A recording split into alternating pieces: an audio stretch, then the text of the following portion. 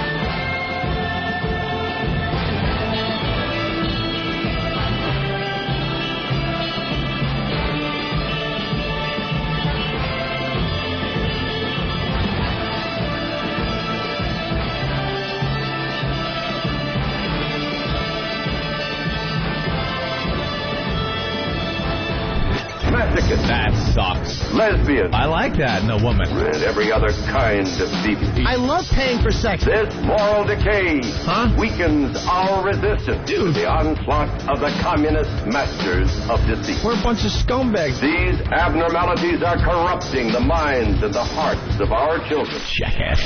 I can't believe it. It's pedophile humor. It's depressing and horrendous. It's awful. It's a bunch of idiots. Perversion for profit. Here it comes! Here it comes! The Opie Anthony program.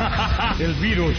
The Opie and Anthony. God, that irritates me. It's just like somebody took a bat to my brain. We're the only radio show that makes you want to hate us. Opie. I want my coffee. Anthony. I want that fact. Jim Norton. I want Ozzy. We are going to dumb this thing down to the point that we're going to be #1 with Down syndrome children. Hysterical. Show. But enough of this palaver. Let's get the show on the road.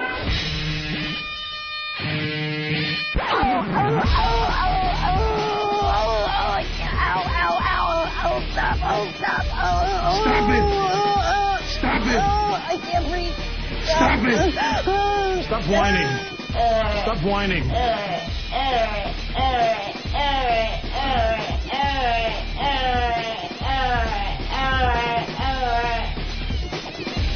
Quiet. Hello, cutie pie. How are you?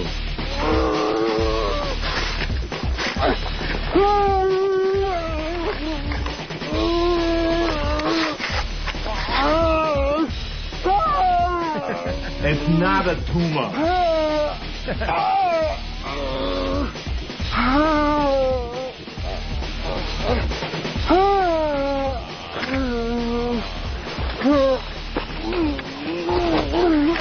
And with that, welcome to the Opie and Anthony program.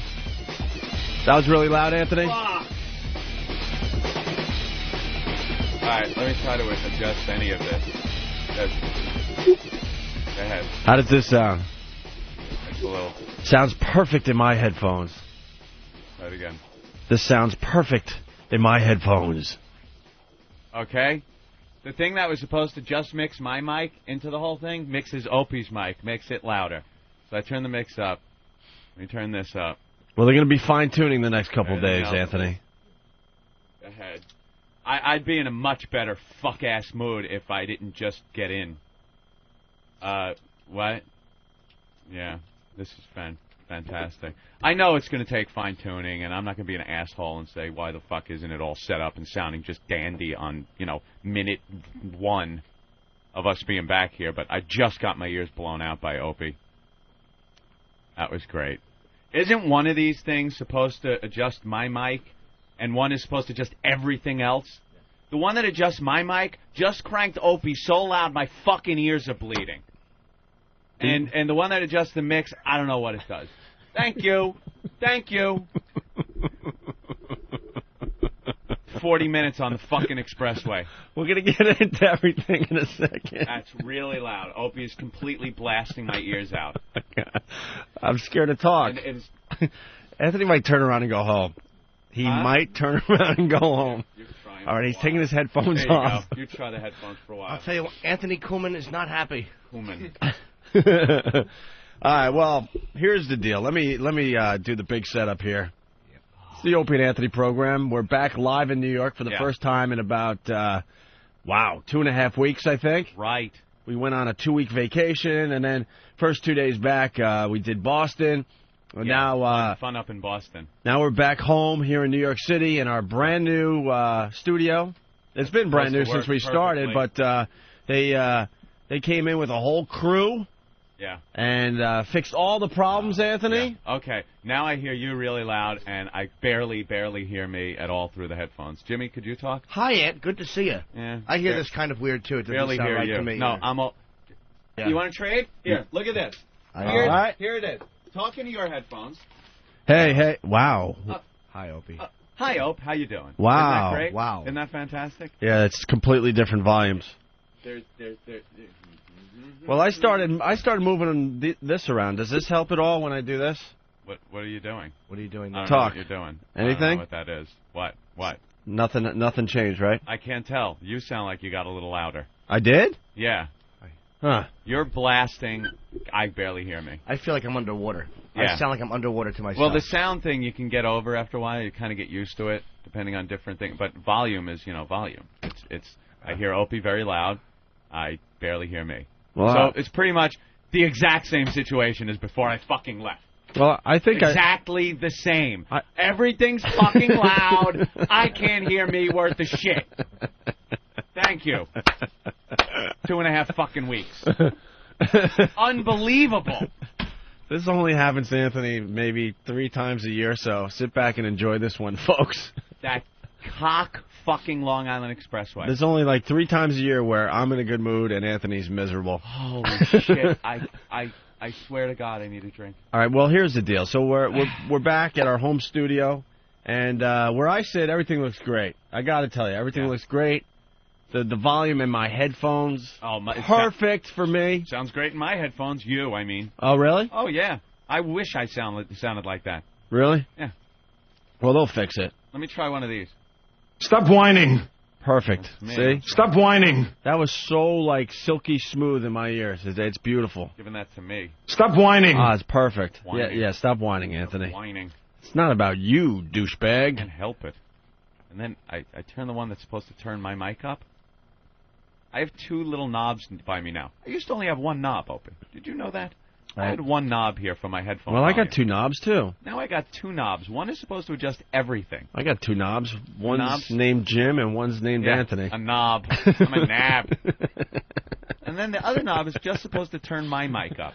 And when I turn it up, you get to the point where my ears will drip blood by the end of the show. And I just maybe get distorted or something. I can't tell, but it doesn't go up. Well, that's why they're here. They're going to fine-tune everything. They recoded everything. They made my board bigger so I don't have to do things to...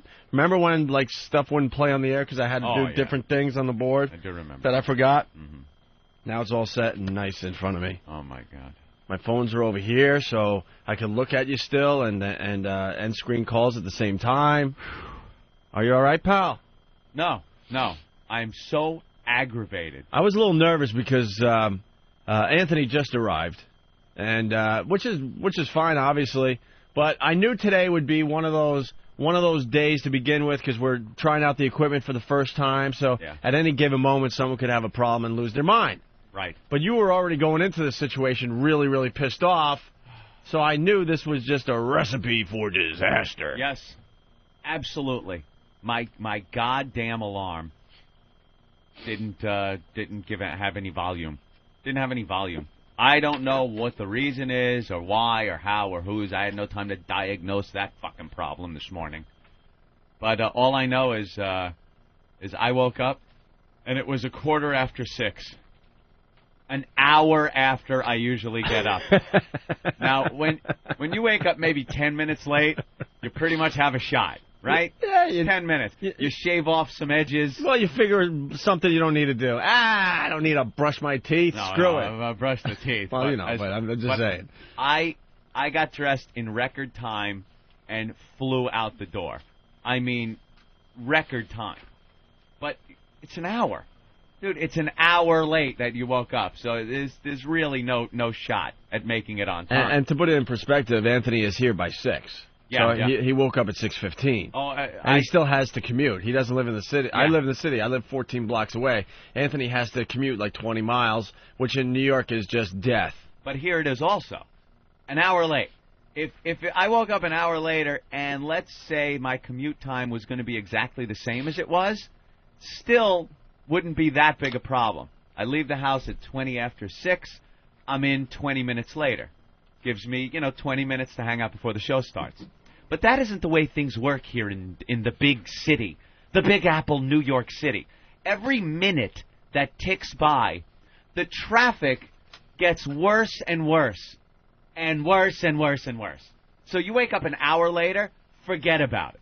When I get up, it's pretty much smooth sailing. When we used to start at 6, remember the olden days? Sure. There was nobody on the road. I could do 80 miles an hour the entire way into work. And get here within 15, 20 minutes. I've gotten here in 15. It's usually 20 minutes. Now that we start at 7, I could get here in 20, 25 minutes, which is fine. I really have no problem with the commute at that hour. No, when you wake up an hour late, no. Bumper to bumper on Death's Highway, the Long Island Expressway. I wish I could just call in an airstrike on that road and just watch A-10s come down and firebomb that road. Oh, I'm stuck in traffic. Now I'm late, stuck in traffic that I'm usually not stuck in the morning. And I'm getting phone calls about what I'm going to do with my car. What do you want to do? I said, have somebody waiting out in front. I'm just going to jump out and run upstairs for the show. Who do you want to park your car? Poe, Steve, or Ben? Wow. 3 really bad choices. There's the choice. 3 horrendous choices. Do I want the big, heavy, flaming boot on my gas pedal? Right. Or do I want Master Poe? I don't know. How does Master Poe drive? I don't know. Do I want Herky Jerky Ben? I don't think I've ever seen Ben drive. No one has seen Ben drive. Does he even have a license? I've never seen Ben drive. Come to think of it. Does he drive? I really don't know. He was an option, but I chose Steve. I think you chose the best option. Chose wisely. And then I've been sitting in the traffic. I'm waiting to go through the Midtown Tunnel, which is another nightmare. And I get a call from our own Eric. Could you meet Poe at the garage and he'll drive? Like, you don't know. Do you understand that? I'm going to have to skid to a stop at the door and run up here to make the show. There's no garage. And that's what I did. I skid to a stop. Steve hops in. I say, please tell the monkey at the garage to get me what? The what? They are. They're like the monkeys what? down there. They just, they grab a ticket. They swing to your car. They get something. They're mindless. That's what I mean. Don't try to make something of this that I don't mean. I don't know what they are. They just, I call them monkeys. Like a monkey could do Eric's job over there. Well, that's true. Yeah. And Steve did a great job. I guess no scratches, dings, or dents. Well, Steve? let's find out how the ride was. Thank the you. ride to the garage was. I'm sure he had to move the seat way back. Probably. Did he have to move his seat way back? Because a little bit. I tried. Anthony's not a very to touch thin it. person these No days. problem, Steve. No, I love that car. Isn't that wow, good? that is fancy schmancy. That is great. No, there's no not problem even, at all. That's not even my car. Oh no, My chick's car. Mine is. That's another thing that's got me upset. My Escalade is got battery problems. I get back from vacation. The car's less than 6 months old. I know. I was going to say less than a year old, but it's less than 6 months old. Dude, I'm livid. What the hell happened to you? I get up. I get home after vacation. I go to start it. Nothing. This happened once before in the parking garage. I just assumed one of the monkeys left the lights on or something. But no. I try to start it in my garage. Maybe they're nothing. sick of hearing you call them monkeys and decided to do something about it. Because I thought perhaps that was what happened. But it wasn't. It wasn't. I left it in my garage at home. And dead battery. So now I got to drive my girlfriend's car around, and mine, I got to get it fixed, I guess. I don't know. How do you do that? I don't know. I don't know how to do stuff like that. Are you kidding me? Do that? I had to mail something the other day. I didn't even know what a stamp cost. You don't know what a stamp costs? Well, now I know it's 37 cents. 37 cents. Honestly, I had to mail my birthday card to my nephew down in Florida, and I'm like, wow, Your nephew, Frank. I realized that I haven't mailed a letter in years. No? I haven't mailed a letter in years. There's and no I had need to. I had no idea how much a stamp costs. There's no need to mail letters. And I had like 35-cent stamps laying around. So when was it 35 cents? I couldn't even tell you when they changed those things. I don't know. So then I'm confused, and I'm at the post office, and I had to ask somebody, and they laughed at me. Of course they did. So then I had to get like 2-cent stamp, whatever. Well, like You had to put that little stamp yeah, on there? yeah. Yeah, the useless I don't stamp. know. I don't know stuff like that. Did you get your taxes out? I guess. What? Yeah, I signed something. Didn't Bob send you a bunch of all those big envelopes? Yeah, I guess I signed it. The sign here. Don't you feel sometimes that you could just be getting yourself in a lot of trouble? Yeah. Because we just get these tax forms, and we're kept men. We're kept men by our agents and stuff. And there's these little tags on there that say, sign here. And do you look over anything? No, of course no, not. You just sign it, you pop it in the envelope. Because the tax packet that we get is, I don't know, it's like 20, 30 pages thick, 30 right? at least, yeah. At least, and there's a few of them. who has time to read? So I just go where I have to sign, go to that page, and Sign here. I sign them all, and then you know what I do? I double check to make sure I signed everywhere I'm supposed to Well, sign. I do that too. I don't want it coming back. That's about it. Yeah, we're real responsible. I double check my signature, make sure I've signed everything properly. Anthony and I, we truly believe that we have the most trustworthy agent in the business, and they're all better. And they're all scumbags. You know what? Every single one of them is a scumbag. Yep. But we think we've picked the best one, and we've had him for a very long time. But and don't you think? And he's done right by us. But we don't know. Celebrities we don't know. That get the agents, and you read in the paper that they were ripped off for millions of bucks.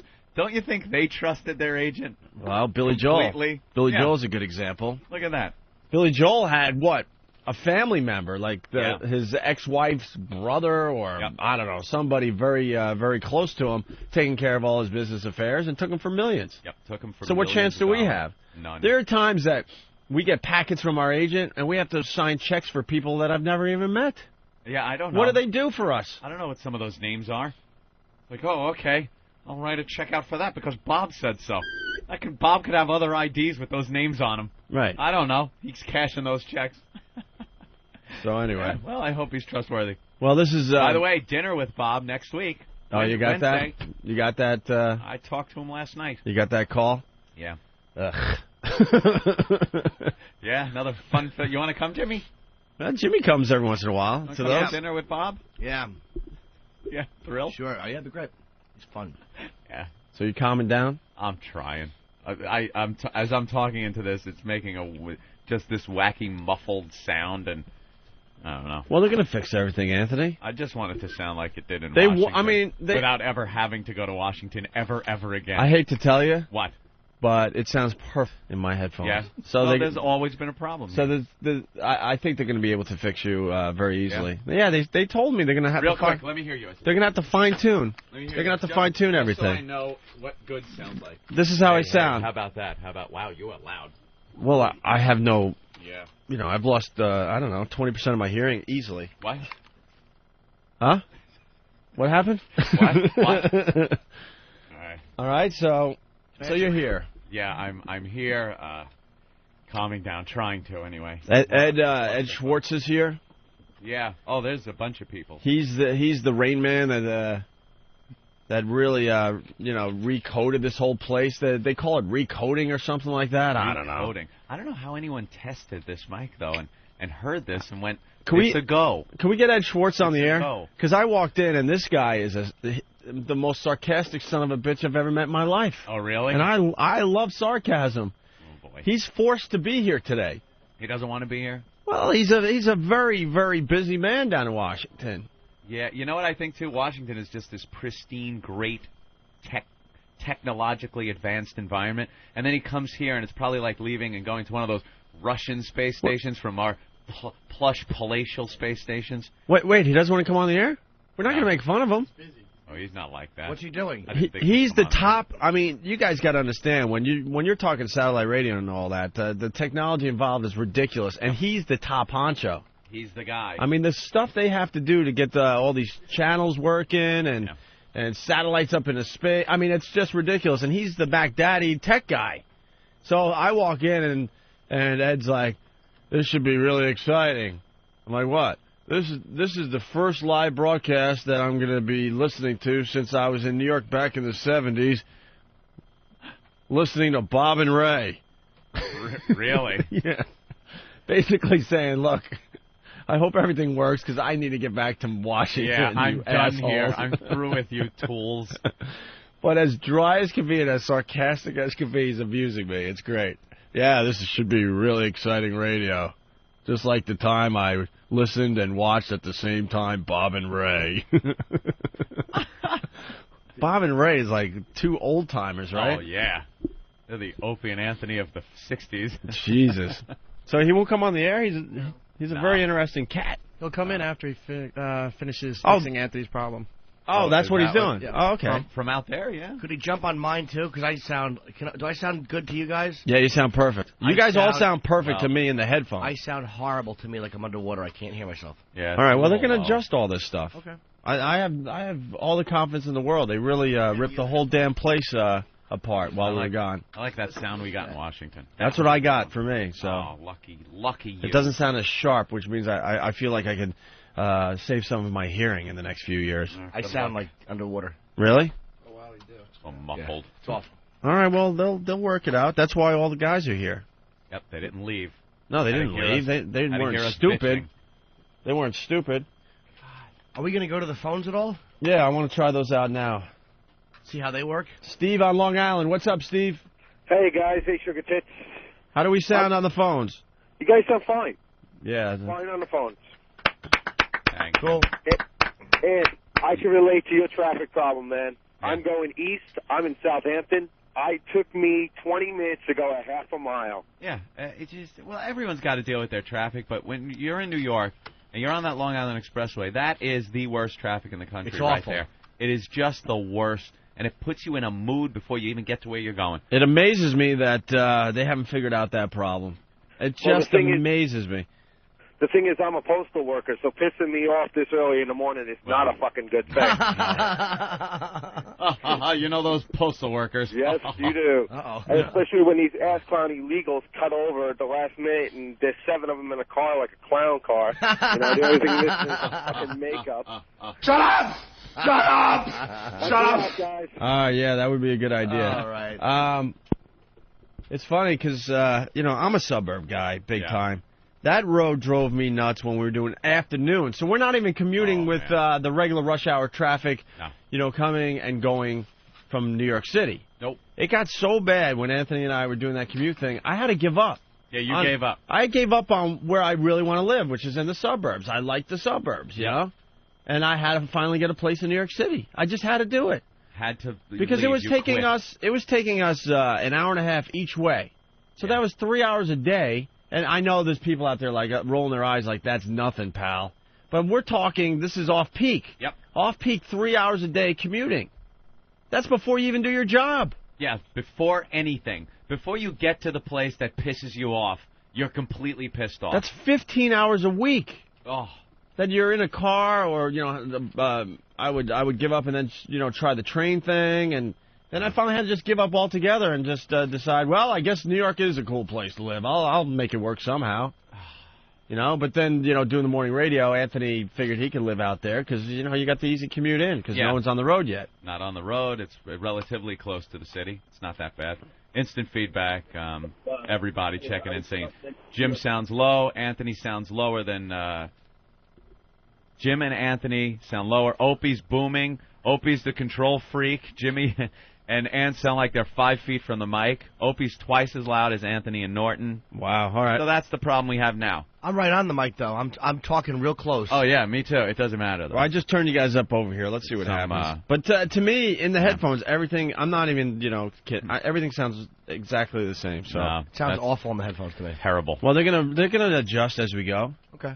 It's gonna be a little awkward today, So that'll be today's excuse. Yeah. I'm scared. What you've had to do is pot us up on the board to the point where you can't move the faders anymore. Yeah, well, I'll lower me. Oh, brother. I'll turn you guys up and let's see what that does. There we go. Oh, hey. Chad in Jersey, what's up? Hey, what's up, guys? Hi, Chad. How do the phones sound? They sound good. You guys sound fine. Good. All right. So maybe that's taken solved. care of. Very good. All right, go ahead, Chad. I sound like crap, though. I've been sick all week. But oh, what's the matter, Chad? A little sore. I don't care. Jimmy had a rough Who weekend. cares? Just tell Ed to take his baller Escalade up to the dealership and get that thing fixed. They'll give you another Escalade to drive around for a week. Yeah, sure they will. That's not what happens. That ain't what happens. I've had other problems, and they don't do that. Really? They bring it in. Bring it in and leave it there. You spend all that money on that big piece, and they give you what, nothing? Yeah, all right, well, believe me, I'm not happy about that whole situation. That's too bad. I'm not going to badmouth them because we'll probably get fired because it's all the same company. Is it really? And General Motors. They own a big chunk of this. And, XM's got huge deals with General Motors. But so, giving them the benefit of the doubt, and I want it taken care of. That's all. Maybe you could do what I did with my Dell problem. You go to somebody in the company, and they will kind of backdoor you into somebody who actually can help. Oh, how about that?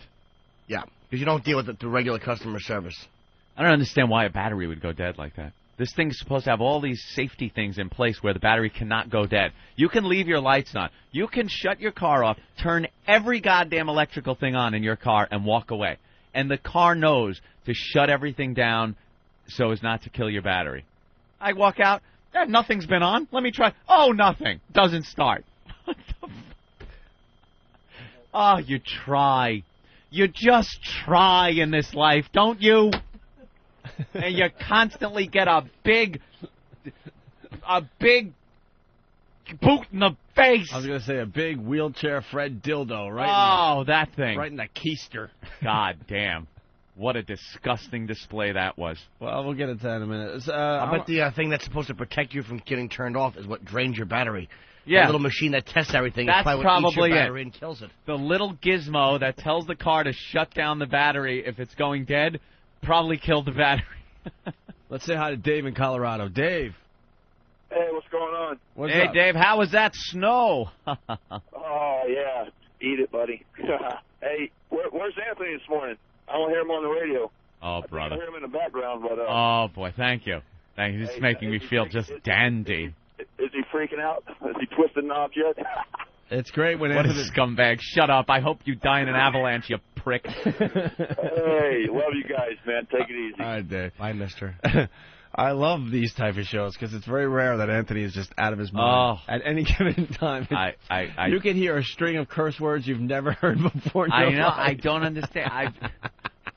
If only the alarm went off, I could probably handle the technical glitches. I was just glad to get back to New York finally because I mean we've been on the road between vacation and going down to Washington, then Boston. It seemed like a whole month. Mm-hmm. So I was just very excited to strap on my rollerblades. Oh, you bladed here today. My Solomon inline skates. Oh. And that's my new commute now that winter's over. I'm just very happy. Opie's skating.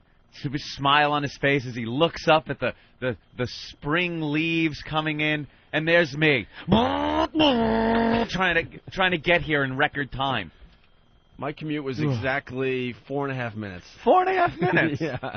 Nice commute. And then I have Master Poe at the front door saying how impressive I am on my skates. Oh, there you go. A little compliment on your skating prowess. Well, because you have to go downhill.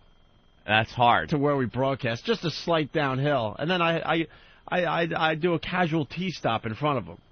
Really? And he thinks that's just amazing and impressive. How do you keep from getting out of control speed going downhill? Do you slalom a little bit? No. Or do you point your toes in? No, you just kind of go with it.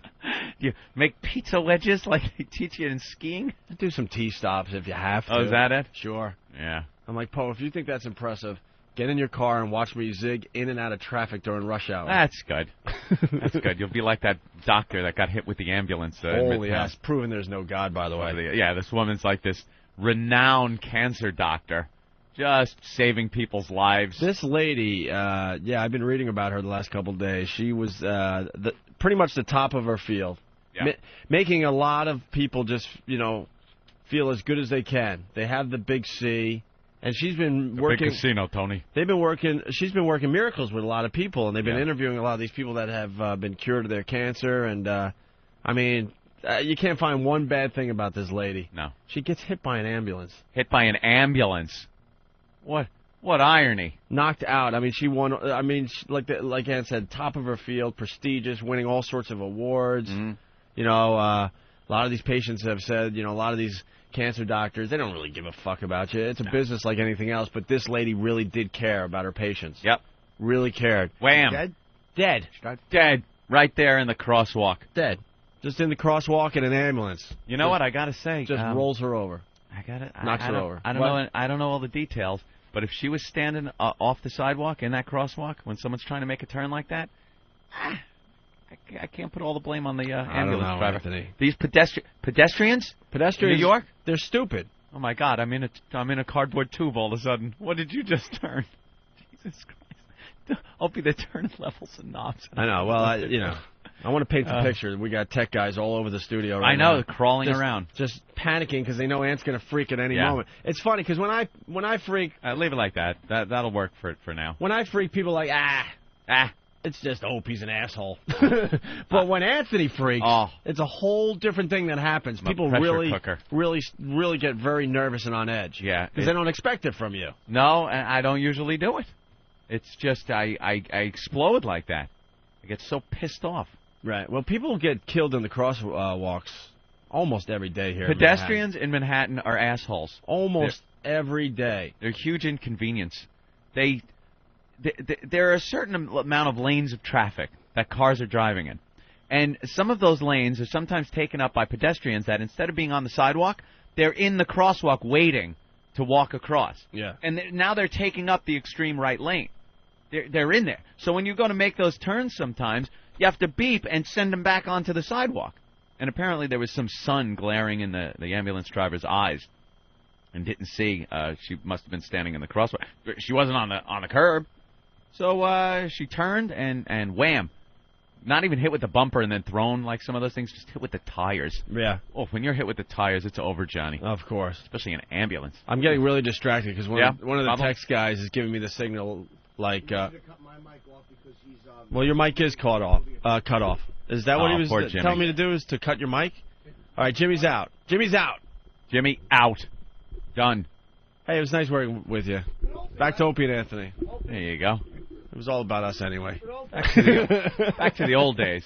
Thank you God. Got a phone, Opie? Let's make a prank phone call. We'll make it like the olden days. All right, it's going to be a little weird today, guys. Just like we told you when we were in Boston yesterday. Yeah. We have excuses for every day. Well, it's nice, though, because now we can tell people to look forward to tomorrow's show. Right. Now we'll get some good shit. It's always something to look forward to on this show. Yeah. Always something better the next day. Jimmy's just sitting there with his arms folded. Are you sad, happy? I'm fine. You're fine? Sure. It'll get fixed. All right. You know what? I was always... When they said they were fixing everything, I was like, that's great, and I have total faith that things will get fixed. But I was very skeptical that you can test things without being on the air. I feel that is completely impossible and unrealistic. Well, they kind of told us that, though. You cannot test. So, you know something? I think it would have been very clever and almost, entertaining and funny to have a test show. With tech guys? Where just tech guys get on and you tune in our channel and you hear, test, does this work? What does this sound like? Like, what not? You could do that for a half hour just to see what it sounds like. You know what? I was ready to say I'd rather watch paint dry, that old gag. Yeah. But you know what? I'm with you on that. It would kind of be... I would be tuning into that. I would tune into the tech guy test show. Yeah. Just do it. Maybe even 10 minutes. And then if they need to fix something, you pop back on a bit, you tinker with it, and then you're back on for 10 more minutes. Just to test it out, because I do not feel you can test things unless you're actually on the air doing it. Because now, look, our levels have to be way up in order for us to even be heard. Yeah, but they're doing something over here. Over there? That screen that I can't see whatsoever? I don't even know what you're looking at, Opie. Opie's got screens in front of him. I can't even see him. Don't worry, you don't want to see He's looking at level. He's like you're looking. And don't worry. It just makes me look important. I have no idea what it does. I have no clue. But guests come in and they see these things around me and go, wow, he must be the brains of the operation. Look at all those things he's responsible for. Things. It makes people think if they come in here that had an inkling that they wanted to get into radio. Yeah. They go, well, I wanted to. It seemed easy, but I don't know what that is. I can't just sit down and do radio. How many years does it take to figure out that thing? To learn that thing. I don't even know what is that. I have no idea. It's like a round thing? What? I don't know. Whoa! You have something that looks like a boat radar. That's all I can explain. It looks like boat radar. What are you tracking there? Is there a storm? Is that a Doppler 5000? I think there's a cold front moving in, Anthony. I don't know. I swear I have no idea. You know what I do, though? Every once in a while I'll look over at it, though. Look over at it. I see. Okay, look, good. All right, that good, thing is... good. Flux capacitor is fluxing. All right, why don't we take a break? Because I think they want to work on a few levels. Well, let me just hear this. Ooh, you sound a lot nicer. Does it sound better? I got to turn you down a little bit. What happened, Jimmy? My big debut. Mars went down, and I still sound terrible to myself, though. To yourself? Yeah. Yeah. Not just sound-wise, but content. Is that it? Yeah, can you do something about that? Yeah. Can you change what comes out of my mouth to be funny? Yeah, could you install a funny bone as well as fixing the pads on this? Take out wrenched ankle. Funny bone. Yeah, it still sounds weird to me. Yeah, I need my okay with me? I need my funny meter changed over here. Yeah, do you have a funny meter over there? Obviously not. That isn't peaking. That's a little... The levels are low on the funny meter today. My levels on my funny meter have been low for a long time. That's not true. Could someone fix that for me? All right. I'm just talking for a second to hear if it sounds okay. It still sounds a little bit underwater, no? People want to know if Don Geronimo was driving that ambulance. That's very funny. Okay. Killer. All right, we're back in New York City. It's the Opie Anthony program. And, Murderer. And we got Lewis Black calling in today. Ooh. He's too lazy to come in? Old friend Lewis Black, I guess he has a new book out, and he'll talk about that today on the program. Is he in New York? Will he be calling from blocks away? No, okay, because that wouldn't be... He would have no excuse for that. His publicist actually did say when he was promoting his book he would contact the radio show. Yeah, and he's promoting his book, and he'll be in. Cool. But he did call. Oh, he called earlier. Cool. Oh, boy. Yes, Ben. He will be in the studio in a couple of weeks. He's just on this book tour, and he's flying all over the place and all that. All right, well, that's good. He is coming in when he's actually in town for a while. All right. So I know he's been bouncing all over the place. Ben, I have a question. Do you drive? Yes, I drive. You have a license? Not that often. Yeah, not that often. Not that often. I have a car. You have a car and everything? I have a car, yeah. Where do you keep that? Across the street from my house, which In is Manhattan? retarded. Yeah, it's a lot of money. Are you constantly changing? A parking garage, or do you have parking to park on the garage? street? No. That's stupid. Your car will get broken. He does that. Opie does that. I don't. Well, yeah, sort of. When the car's in the city. Yeah. I've seen It's too that many whole windows changing broken. back and forth, alternate side parking crime that they pull on you here in the city. Well, I'll get my ruse. car back out to Long Island the next couple of days. I mean, but yeah, right now because I drove to Boston, it's in the city. But Stop with Long Island, please. I like the Long Island thing. Thanks. Long Island is very nice. Getting into it back and forth from the city is a pain in the ass unless you do it when it's still dark out. But Long Island is very pleasant. How do you guys? I drive one time out there, and I just wanted to cut my own throat on the LA. I understand the driving part, but the pleasure of living. Do you know what a weekend is like out on Long Island? It's wonderful. Birds are tweeting. I look out my window. Do you know what we got at the house, Opie? Oh my God! We got what the hell is happening to you? I don't even little bird feeder, and we stuck it on the back window, and the little cardinals and birds tweet, and they grab little sunflower seeds, and you go, "Ooh, look, there's a little Tweety bird out the window." And the squirrels try to get to it, but they can't jump that high. But gosh darn it, they try. And they walk up, and sometimes the birds drop some of the little seeds, and the squirrels come up and eat some of the seeds. And it's a perfect little suburban day. You do realize you used to have threesomes, right?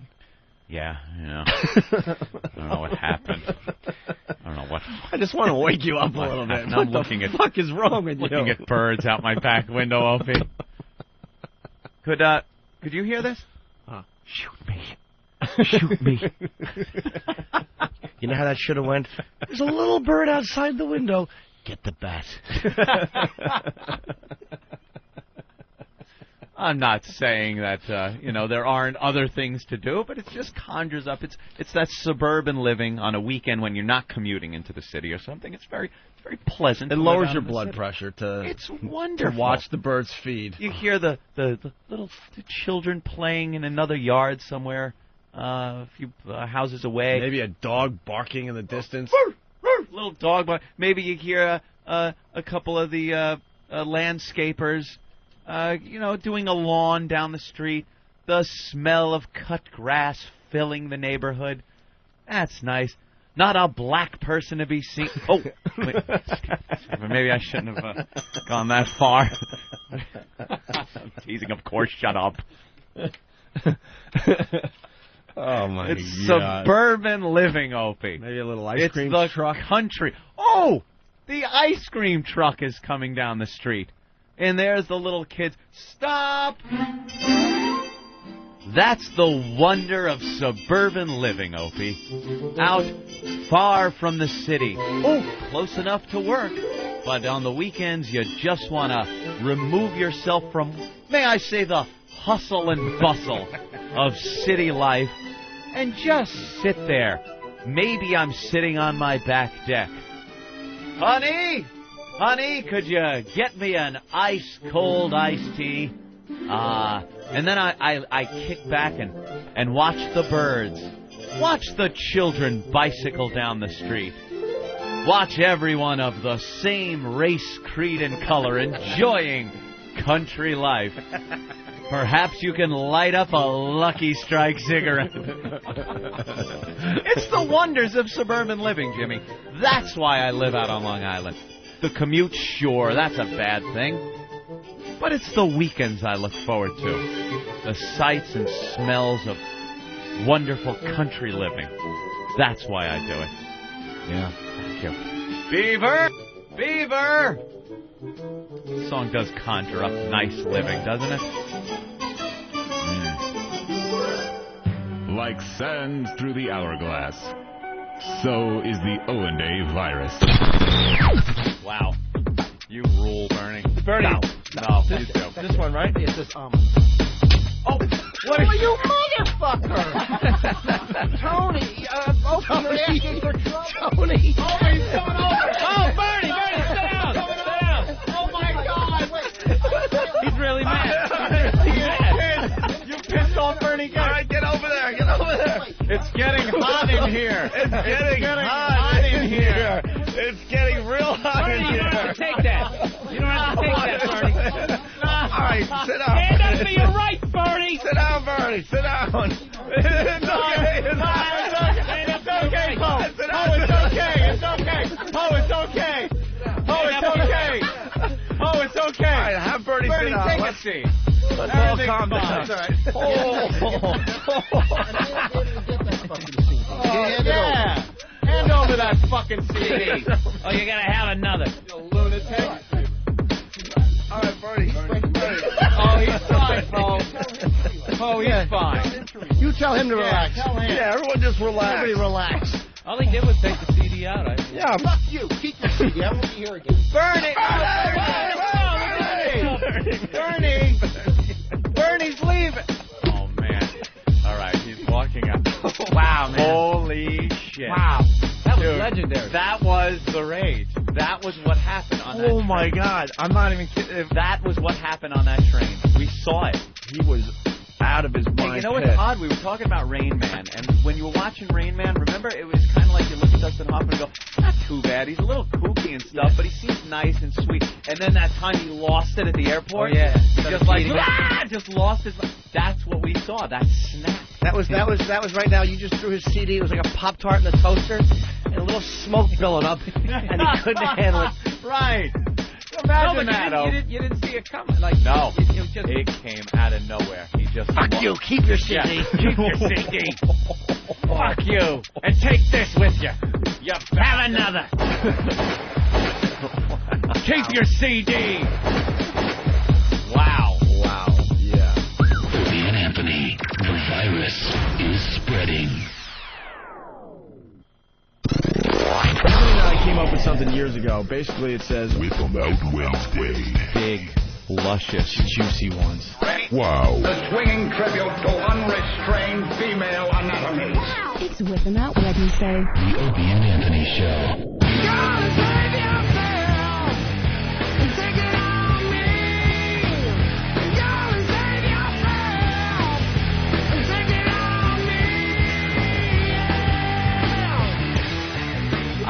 We're back with the Opie and Anthony program. Yes, it's Whip 'em Out Wednesday, by the way. Oh, it is. It is time to promote the hell out of that. That old gag. Right. We love that old gag, though. It works nicely. Especially with the warm weather starting to hit the rest of the country, finally. Yes. Except for Boston. Ben was telling me that it started snowing in Boston after we left or something like that. Of course it did. And Kurt Schilling's pitching tonight, and it's going to be like 32 degrees at the ballpark. Awful. Schilling. And his ankle. Good. Have fun. I was so pissed off at the Yankees. They stunk up the joint. Sorry, I'm trying to adjust my... You're still trying to adjust crap? Yeah. well, real fast, the WoW phenomenon. Like in a tube. What are you laughing at over there, Jimmy? You're reading... Go ahead, what? Are you guys... O and A are in a Hustler... and what issue is this? July 2005. It was just handed to us during the commercial break. I don't know when this hits newsstands because we get these ahead of time. But, yeah, we made Hustler magazine, July 2005. Big article. Right on the cover it says, "Holy fuck, Opie and Anthony Uncensored." And, man, did they come in on a good day. We haven't done a lot of naked chicks on the brand new radio show, believe it or not. And you would think we would do more because we're uncensored now completely with this satellite radio thing. Yeah. But we've kind of backed off on it because I don't know, it's just... We just kind of ran out of things to do with the chicks. But, with that said, Hustler came in the day we had just all-out lesbianism going on. There's a girl right on our broadcast counter here just getting eaten out by another chick. Yeah, right there. I don't even remember doing this. No. This was probably like the first couple weeks of the show, right? Yeah. But what are you laughing at? You saw a line that... There's one thing where they're talking about doing Tony Danza, and it said, Anthony impersonated the talk show host so convincingly the fan thought she was actually talking to Danza. Anthony was trying to pick her up, Opie remarks, laughing, saying, "Hey, you know how I get a little nervous before the show. Why don't you come back to my dressing room and relieve me?" Then Anthony asked the chick if she took it in the ass.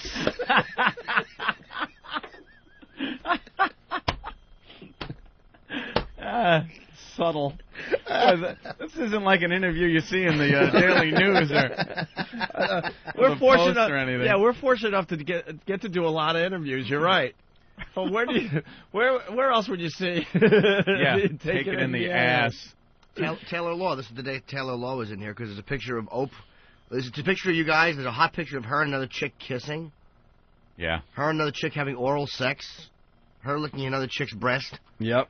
And then me and hugging her and holding her leg. It's very That's nice. Steve C's smiling face behind those girls? Yeah. Yeah, Martini Steve This makes cozy smiling face. Because you know he tells everybody at home, I'm not even in the same room when that kind of stuff goes on. I have to go in and mix things and work on the editing for the show. Yeah, there's a girl tweaking nipples with a smiling Steve head right behind her. Explain how they superimposed your bare face there, stupid. He's pretty much making a lesbian sandwich. I mean, yes. Who are you kidding, man? Look at that dumb smile on his face. I was thinking about something else. How do I make this into a promo? Yes. I was just thinking of what Ramon would have said had he seen this. Then you finish. Ramon, get the dildo. Oh, God. Ramon, call Dominic Barber. He gets really mad when we talk about that. Yes, he does. Ben gave me a talking to in Boston that Steve was very pissed off. A talking to. Ben goes, Steve's not happy that you said that he stayed home because he's trying to save his marriage. I'm like, Jesus, God, everyone has got to relax around here. Yeah. They're just jokes. What happened to having a sense of humor? Of course. All right, well, this is cool. Yeah, it's a great article, man. I want to read the dirty stuff on the air. Because we can do that now. Dirty stuff. But it's the July 2005 Hustler magazine. Yeah. And it looks like they did a pretty good job. Excellent job. All right, they talk about Tony Danza. They talk about the time John Valby was in here. They got the whole lesbian thing as the main focus with the pictures. That's they great. show us in the studio broadcasting. Article we can't show anybody. Huh? It's an article we can't show anybody. Why not? You taking that home to Mom? Hey, Mom. Check out the Hustler magazine. They got some of the good Howard stuff in here, I see, as I scan the article. Looks like the guy did a pretty good job. A thorough job. With the exception of, and comedian Jim Norton dropped in. Like I said, they did a great job of this article. I didn't just drop in. That's a bunch of lies. A very, very accurate article, I must say. No, it's not true at all. And I don't like the way they always quote an awful line that I do. It's like, this is the one line they quote from me. You fucking insane idiot, Norton screamed at a conspiracy theorist. Well, that makes me sound like a really talented comic. Like I said, a very accurate article. It's not an accurate article. I happen to say some clever things sometimes. I think there's just a little too much Jim Norton exposure in our Hustler article. I got 2 mentions. 2 little quotes and a picture. Please, you don't think that's what I was scanning the article for? You think I really speed read? We're all like that, though. I know, I'm looking for a J or an N. Every article Anthony and I do, I don't give a crap what Anthony said. No, you just... I'm like, I want to see if I look good in this article. You got to count quotes. And then when Anthony and I get pissed off because then there's something I said that was quoted to Anthony and vice versa. Yeah. They always make that mistake. In other words, making me funnier. So you're going to bring this home to Mom? And yeah, my mom is actually very cool with this stuff. Would she be cool with page 74? Well, let me take a look at page 74, Anthony. Go to page 74, just a few pages away from our article. All right. Whoa, wow. Hey, Hustlers, 31 flavors. It's 31 pussies through the years, from 1974 to 2004, and they show the changing style of the snatch over... Wow, 31 years. 1974, they were going going without the hair too, huh? 74? No, that's red hair. Reddish. It's a big red bush. Look at 1976. Oh, I thought that was a bruise. Oh my God, 76 is just disgusting. Oh, who the hell was into oral sex? It looks like an alien wearing Ralph Cramden's raccoon hat. Look at 1989. It looks like a monkey's face. Where is that? 89? Jesus. Wow. What kind of monkey is that for the people at home? Come on, Anthony, you know a little about everything. I believe that's a macaque. A macaque? I think it's a macaque. Looks like a monkey's face. Doesn't it? 88. It looks like... You can't even see Snatch. Where's 88? That looks like... That's Snatch? That's a hatchet wound to Samuel L. Jackson's head in Pulp Fiction. Whoever likes hair is an idiot. Shave it all off. Look at it. It's just gross. What about 1987 is the famous chew up some Hubba Bubba and then throw it on a barbershop floor. Oh, yeah. What about 1991? It's gray pubic hair for some reason. 91. Ooh. Gray pubic hair was in? That is weird. That does have a Dr. Zayas quality to it. Wow, there really aren't many attractive ones in this. 1996, the Kid and Play look. And look at 2000, the cleft palate box. Ah. And 2001 looks like a fine ebony princess. Yeah, and looks like a wallet, sir. And the Pearsons made their appearance starting in 1999 for you people keeping track at home. Ooh. Yeah, well, so you think this would be fine to have laying around Mom's house? Well, she's thumbing through. Let's see what kind of fine publication is doing an article on my son. Well, I mean, wow. Well, right after our article is just a massive lesbian pictorial. Oh, my goodness. Look at page 94. All right. Look at the little picture on page 94. See, I wish everyone could play along at home, but this Hustler's not out yet. No. I think it hits the newsstands maybe next week or something. 94? Yeah. You could probably pick up any Hustler and just blurt out page numbers, and believe me, there'll be something. Hey, wow, look at that. You see the picture of the girl there with the big black one in her mouth? Yeah. Yeah, wouldn't that be lovely? I don't think Mom's going to get to page 94. You don't think? She might not want to see what type of publication? I think Mom will see Hustler's 31 Flavors. I think she'll have to check out the two blondes going at it, because that's right after our article. And what's right before our article? Oh, Nicole Richie naked and Sharon Stone naked. I think they use cake icing. Huh? I think they use like strudel icing in these pictures. We talked to the guy from Penthouse. Yeah. They do something with that. Yeah, that's not a money shot right there. That's All right, well. Go ahead. Can I tell you how hot this Jessica James is, Hustler's first contract girl? Wow, is she sexy. The centerfold. Oh, yeah? Yeah, real big man in the boat. Oh, I love it. Yeah, it's too big, bro. It's not too big. It's lovely. I don't get that. Oh, God. See, you like a girl with a schlong. No, it's just a big clit. That is too big. It's not. No, I don't get that. That's like her pinky sticking out. Exactly. No. No. Not fantastic. Good. No. Not good. No. Anything resembling a male phallus. No, it's just the more vag, the better. That looks like a guy. She's really hot. The more vag. All right, we're going to have to scan this article to get the good quotes. It's got to look nice and self-contained like a chimp mouth. No. It should be fat like a chimp's mouth. Yeah. But it should just be spilling out all over the place. Out of it. Like one of those Lancelot Link's secret chimp shows where it's a chimp mouth, but he's smoking a cigarette. Hey, Mata. Like an overflowing closet, just stuff hanging all out of it. Like, what is that? Well, this is a nice surprise today. Hustler, yes. July 2005. We knew it was coming out soon, but I didn't know we'd get an advance copy today. Look for that on your newsstand. Your newsstand? Can you actually find it on your newsstand? Yeah, is sure it behind the counter? Nah. Camouflage somewhere? All right. Where were we? Because that was a nice distraction. It was something I saw quickly yesterday as we were driving away from Paradise in Boston. It was Kermit guy. What the hell was his name? Frank from Jersey. Frank from Jersey, who didn't know it, but he sounded just like Kermit the Frog. He was pushing Wheelchair Fred down, what road were we on there? Boston. I don't know. Yeah. What?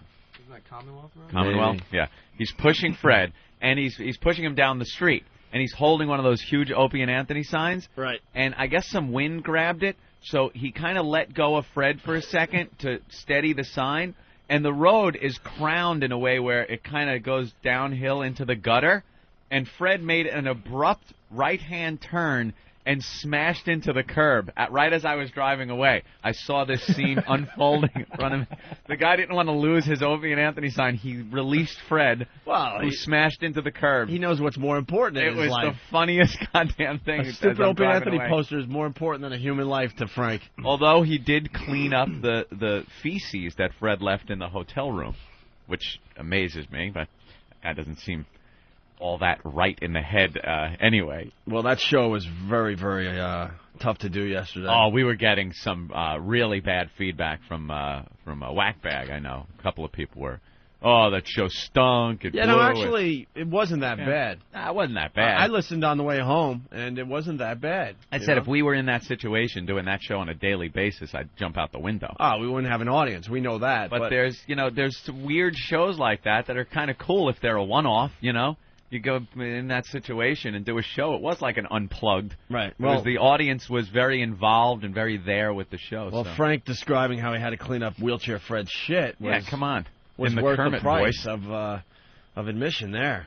The Kermit In the Kermit voice, yeah. Listening to the replay, oh, my God, that was really funny. Yeah, I had no clue. Let me go to the phone and say hi to Greg in Canada, listening to us illegally. Hey, Greg, what's up? Hey, guys, what's happening? Hey, man. How did the phone sound?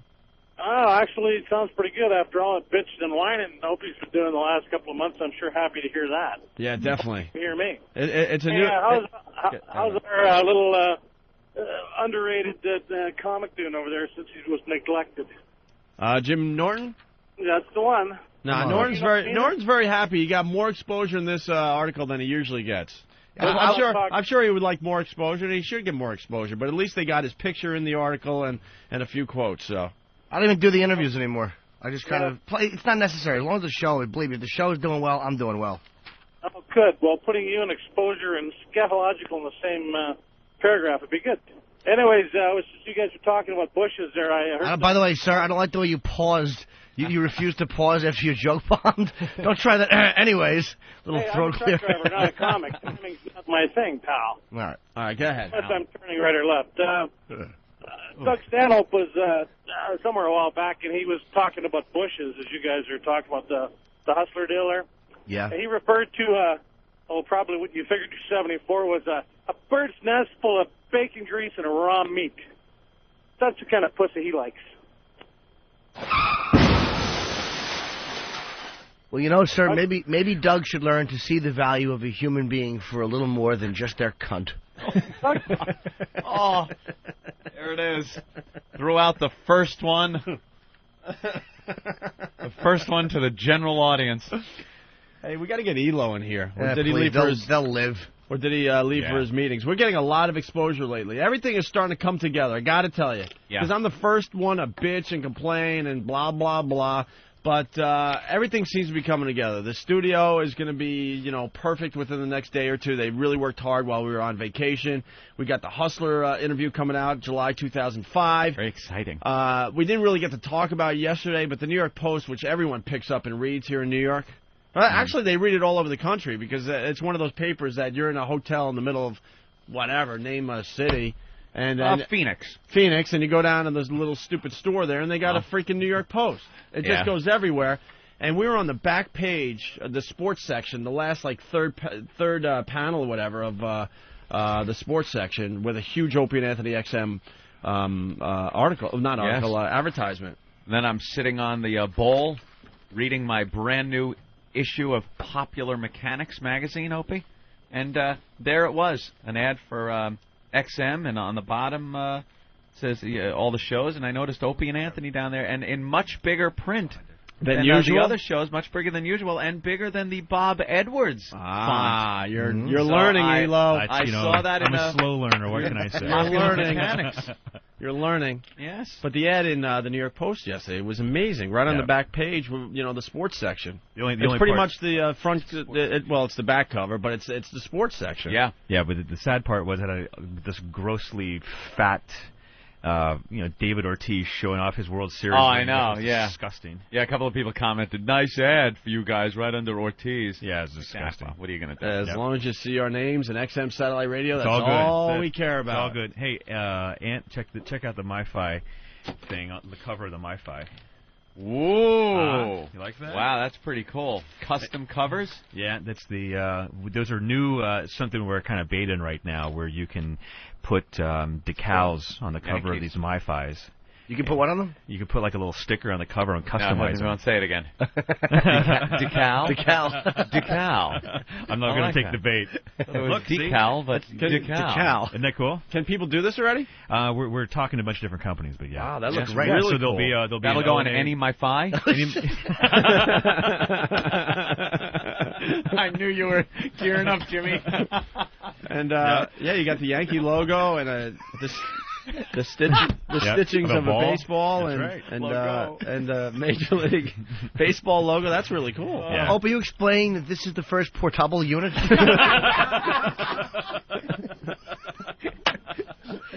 Nice hair, Jim. That's great. But even we got the little in USA Today. Or that USA part Today. there. Nice. Mm-hmm. Yep. Very good. Cranking Boy, it up. all over the place. Got to, baby. I like it. Baseball's the real deal. I like it. This must have been that 2005 stuff we were hearing about. It's all coming. It's all still coming. Yeah, and then the Daily News yesterday had a huge article on the AOL XM deal. Yep. And they mentioned Anthony and I, and had our big stupid pictures, the same picture. 1998 picture. Yeah, a picture they've been using for the last 6 or 7 years with my stupid mouth open. Sure. I like that picture. It seemed like a great idea at the time, but it's the only picture does. they use in New York when they're talking bad or good about. Well, the AOL thing last night was pretty funny. They do these huge sessions events, and down at Webster Hall, they had Little John and the East Side Boys and the Yin Yang Twins. So they brought. So I came down to see this whole thing, and I brought Dr. Love and their Lee Abrams down. So we went down to go check out this, and I got to tell you. I was wearing a suit, which was a mistake. And it was this entire rap show, and I have never felt more white and out of place in my entire life. And I'm a 34-year-old guy, so I'm like a young kid. And it's like I should be not this disconnected in the world, but it was. I've never been to a rap show, so it was pretty frightening. You are a corporate guy with your suit at a rap show. At a rap show, and I've got a great photo with Little John. He's got the the shark teeth, and it's just he's crazy. So. You must you think I look really out of place? Out What of do you think? What do you think about Einstein in there? Lee Abrams. Yeah, but at least Lee kind of has a freakish look, though. At least he's on some kind of dope or something. Yeah. So the rap guys can he can relate. They'll look in his eyes and just know he's one with them. Yeah, of course. That's right. But I bet nobody bothered you though. They probably figured you were a lawyer, an entertainment rep, or something like that. Right. Because that's what the entertainment reps look like—a bunch of white guys in suits. That's what I was. Mm-hmm. That's what I'm sticking to that story. Absolutely. The new slave master. Well, I'm glad you're back. In the suit. So Elo, yeah, buddy. Elo, we have you in here because you got to explain the AOL deal. Sure. It's just amazing. Yeah. Just proving that we picked the right company. Anthony. Absolutely. Yes. Well, the fundamentals of this one really are simple. Is that you take AOL Radio and they have this giant portal and they've got 22 million. By the way, subscribers. I listen to the AOL radio channels all the time. Yeah, they're great. I can't get enough. They're great. We're basically marrying our music channels with their music channels, and we're putting the music channels together. We're putting them on a portal where people can go to AOLmusic.com. It's going to launch sometime in the mid part of July, and people will be able to subscribe. There's going to be a free service where they're going to get 10 to 15 of the XM music channels for free and some of the AOL music channels for free. And there's a premium service that's kind of an upsell, so that if you're not a full-blown subscriber to AOL, you can get that, but you're also going to get all the XM music channels as well too. And then we're going to take a lot of the AOL content, like sessions and some of their other things that they do, and we're going to put that on the XM platform through a lot of our channels, and we're going to take some of our artist confidentials, and we're going to push it that way. So it's a really good, which we like to say, the buzzword is synergy.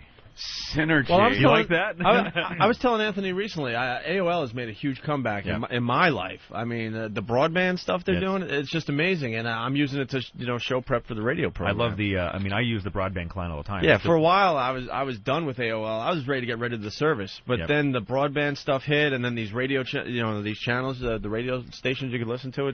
I'm back in big time. Yeah, I don't mean to kill the mood in the room, but while you guys are congratulating yourselves, Sirius has just run out and signed a deal with Commodore 64. Every time you buy a computer, Sirius sends you a unit, and you have to guess which one weighs more. The Sirius unit does, without a doubt. So no, but it's great. It's a great. I mean, listen, everything that's going on, and people were, there was a lot of things that people were saying about, what are you guys going to do? They got, NFL and all this other crap. And we kept saying the whole time, it's like, just wait till baseball season gets here. And the only thing that I hear from anybody these days is, They're buying the radios. They have the MiFis.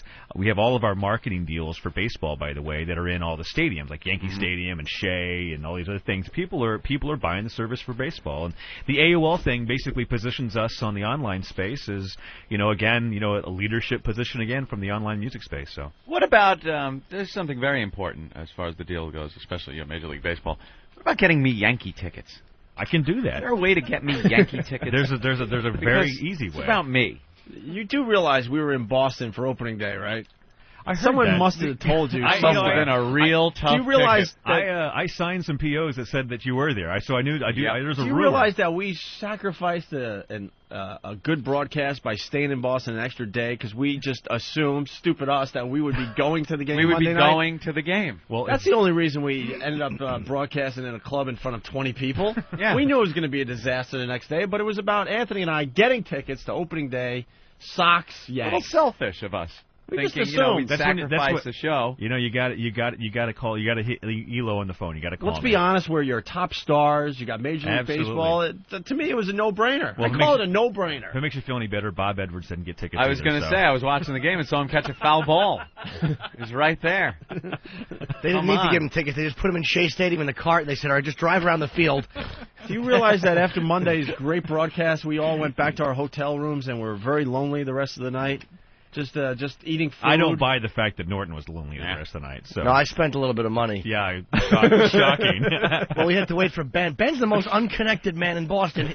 The most connected guy. He's unbelievable. He knows everybody in Boston, according to him. Well, apparently not anybody at any restaurant. Yeah. We learned that. We walked into a restaurant that I think he owns. Ben said he owns this place. I don't know. So we go in there. They kind of look around like, well, we're kind of in between lunch and dinner, and they hand us a pamphlet with some food written on it. It was like, well, this is what we can give you. It's like, no, thank you, we're leaving. It's the in-between menu. How about the call from Ben going, give these guys whatever they want. Yeah. Open the kitchen for them. There's a little table in the back. But that happens in New York all the time, too. It's the in-between menu. Yeah, but it's the if stupidest thing you know that somebody, goes on. They'll hook you up. Right. Believe me, the food's still back there in the kitchen. The ovens are all on. They can make something. I'm just still surprised that we jumped in that van after the show. Oh, fan of the show. Well, how do we know? He was driving a big van. It was like a big airport van that you take. But we didn't even question it. Hey guys, I'm a fan of the show. We all just jumped in. What was he going to do? Rape us each individually? I don't know. While we wait and go, oh my God, am I next? He's the guy, he's pretty powerless to do anything. It's either that or walk back to the hotel because we get the special treatment from XM. Oh, another thing, right? The vehicles. For some reason, no rides were really set up for us. We didn't have any rides set up. We had a horse and a buggy set up. Was that it? Yeah, I don't know what happened. That would have been a plus.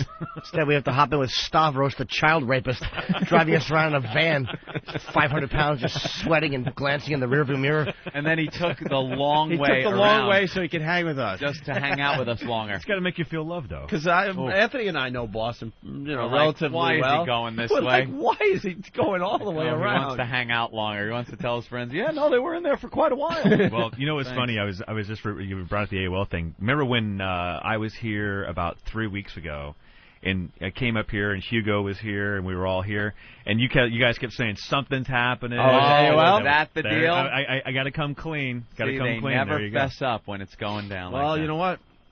You got to buy stock today because I figured something else out. What? Well, I saw him at 6 o'clock, and I'm like, oh, Elo came back because it's our first day back from vacation. We got the studio that's been tweaked for the last 2.5 weeks. That's why I'm here. He really cares about Opie and Anthony. He's in town to make another big deal. You think Lee Abrams would be here to hang with us?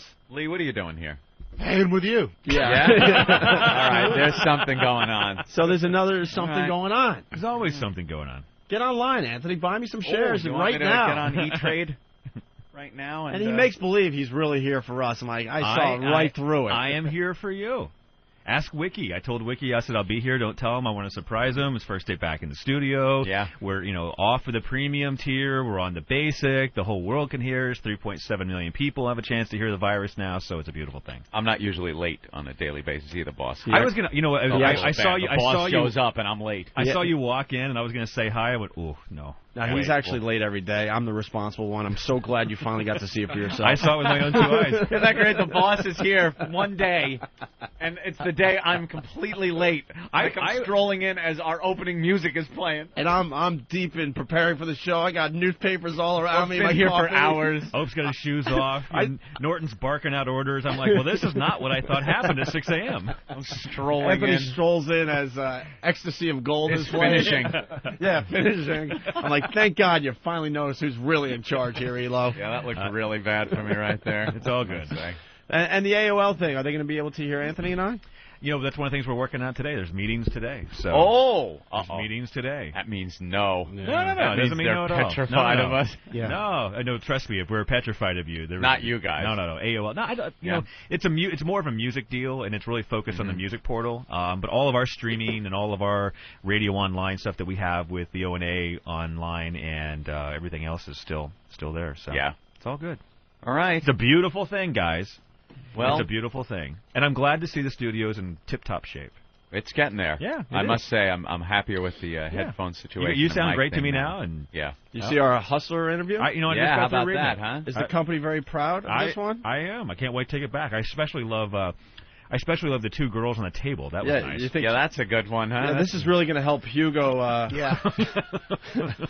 This is really going to help Hugo's impression of us as he tries to sell us to the stockholders. Yeah, it's like this is a show that's going toward the future. This is a pop culture show. You know how many times I've told Hugh Pinero personally that we're trying to get away from the naked chicks, we're steering away from that and kind the of shocking thing. stuff, and the only picture they got in our Hustler interview is one girl eating out another girl. But it's Hustler. You got to tell. But I love the face that you have watching the two girls eat each other out in the back. Oh no, that's Martini Steve. Oh, Steve. Yeah. Yep, that's Steve. And then, of course, you got Norton's photo over on the right, which is really nice. Oh, then we got Stupid Bob Kelly in this other photo. I didn't notice is Bob that. in that one? Yeah. Oh, is that him, that unshaven idiot? Yeah. There you go. Oh, yeah, he is in the back, just lurking and looking. Here's another one who's got some explaining to do when he gets home. Really? Yeah, oh, yeah. Really? I'm never in studio when that stuff happens. Yeah, look at you, stupid. Oh, there it is. Ready to do a colonoscopy. He's in print. Hey, Lee, it was nice talking to you, by the way. Hey, great talking to Lee, you. do you have anything to bring to the show? Lee's just sitting there nodding off. No, that's good. No, I'm enjoying every minute of it. Lee, I want you to be very honest. Yes. I'm gonna put you on the spot here. Uh-oh. How annoying was Jim Norton as far as the Robert Plant picture goes? Don't hold back. Because I guarantee you, after with all due respect to his tenacity in acquiring a photograph, it was unbelievable. I've never seen anything like it. Probably, well, there was back in the late '60s someone who really, really wanted to meet Hendrix. I think it was 67. That's comparable, right? That was comparable. That since then, died. nothing like Jimmy trying to get this picture of Robert Plant. It was absolutely unbelievable. The vicious tenacity, the intensity. That sounds better than just calling him a nudge. I was a nudge, I'll admit that. Oh, it's ridiculous. But the photo is scary. Mm-hmm. You've seen it. Oh, it's horrible. Oh, yeah. Oh, it's classic. I've got it on my trio right now. The little smiling faces. His little lock over my face. Yeah, the hair is touching your face. Little men just smiling. His head is as big as a pumpkin. It really is awful. I've never seen a bigger head in my life. But you have to do it that way to get Robert Plant. You have to do it that way. Lee even said he's a tough one. His people are very protective. He's a very tough one to get. You have to. But Lee's a very important man, and he had a lot to do that day. And you I didn't would just care. pop in and ask. You didn't care about everything else he needed to take care of that day. Now, I do want you to know. Just went in there and said, "Look, I know we got a performance here, and this is it's a big deal. Robert's, rock god. We got to do this Norton thing." Yeah. Or the deal's off. Or the deal is off. We came Norton so needs close a picture. to the whole show being scrubbed. Yeah. Very upset Robert Plant leaving, his band sulking, moving away, management and label freaking out because of Norton. So at the last minute, Robert said, well, we've got to do this. And he agreed. And the picture was taken. Yes, looks great. And I understand Paul McCartney is stopping in at one point, possibly. Well, it's interesting. We're talking to the McCartney people, and one of the conditions is a photo with you. Right. And you bet I'll be there for that one. Okay, that's actually critical to any. All the artists are coming to us now that we're big and popular and getting bigger all the time, and it's interesting how the Norton factor is a key ingredient in now all negotiation ploy. I hear Jimmy is demanding that they find a crosswalk to take the McCartney picture. Is that true? And you're making him take his shoes off. And he said, I don't want to be a pain in the ass, but Paul, take your shoes off. Walk with me out to this crosswalk. Yeah, wonderful. As a matter of fact, I understand they might want you on the cover of the next Plant record. Oh, be happy to be a part of that. Nude crawling on rocks. Well, the creative hasn't been figured out. I can see the photoshopping as we speak on whackbag.com. For the new listeners, there's a great message board. It's whackbag.com, and they got a Photoshops section that it's just classic. They just every take day. what they hear on the show here and Photoshop it. Sure. They give it a little visual. It's pretty funny. All right, so what's the next big deal? There's really nothing in the works. Come on, give us a little something. There's nothing in the works. There's always something in the works, but he's good. Well, there's the Norton Plant thing. Well, yeah, I mean, there's that. We know that. Yeah, obvious marriage. All right. No, it's but the the all right meant all right. Yeah, right. It's all right. It's good. It's good. All right. What is the Opie usually says? Oh, we're gonna let you be. Yeah, let you be. Let you be. I'm sure you're pretty busy, guys. This is another Ope classic. Yeah, so they're saying we got to get you out of here. Yeah. It's like nobody leaned in and said anything to you.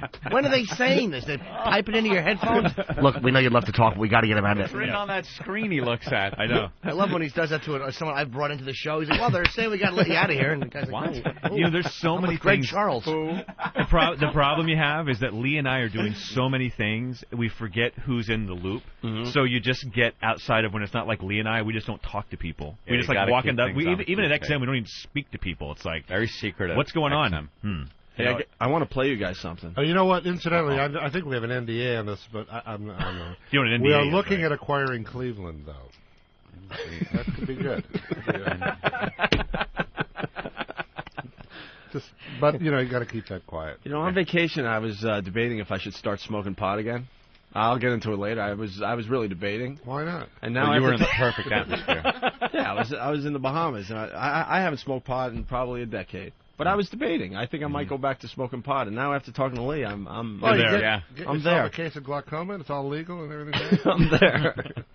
Or you could have been at the Little John show last night, like Lee and I were, and there was plenty of that there. I felt so white. Did you? Oh. Yeah. Well, you are. So. And you should be grateful. So you felt out of place one night. Who cares? Yeah, really. Now I know how those old folks felt at that '69 Pink Floyd show. Oh, you were there as a kid, and yeah, I was. It's come some old people there. And look at those old people. And I went to a Who show a couple of years back, and it was just like wow, because I remember going to see the Who in high school. And, it was really rocking, and the crowd jumping around like maniacs.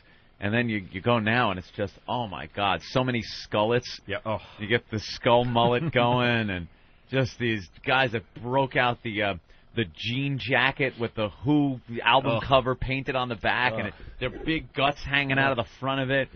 Did you see Daltrey? I think it was on one of those VH1-type channels, how he will reunite the Who as long as he gets Norton involved. Oh, yeah, gotta be. Norton must be involved in some way. I'm not a big Who fan, to be very honest. No, he's not. Well, that's the problem. Very overrated. Yeah, overrated. Now, you cannot be a Who fan, but to say they're overrated is ridiculous. I thought they were. They were one of the hugest bands. They absolutely were. They were. Early 70s. Who's next? One of the greatest albums ever made. The Who Sellout. One of those gems. You ever listen to that one? No. Oh, see, most people haven't. Tommy the Rock Opera. Yeah. It's listen a to the little Who different, sell out. But great. Come on. All right. For all the new listeners, the only reason he's saying this is because it doesn't involve Ozzy Osbourne. That's not true. His hero and lover. I happen to I open myself up to a lot of new music, and I'm more varied than you think. I love Bob Marley. I love Sabbath. I love a lot of weird things. Johnny Cash. But I just think the Who was slightly overrated. One other person before he brought up something Sabbath. with Ozzy. Right. Sabbath. Sabbath. Bob Marley. Oh, Sabbath. Did I mention Ozzy? Johnny Cash. If I didn't say that, they would have done it. So Any alive guys you like? What's that? Any living guys you like? Not many, no. I mean, I just think the Who was overrated. Really? Any living people?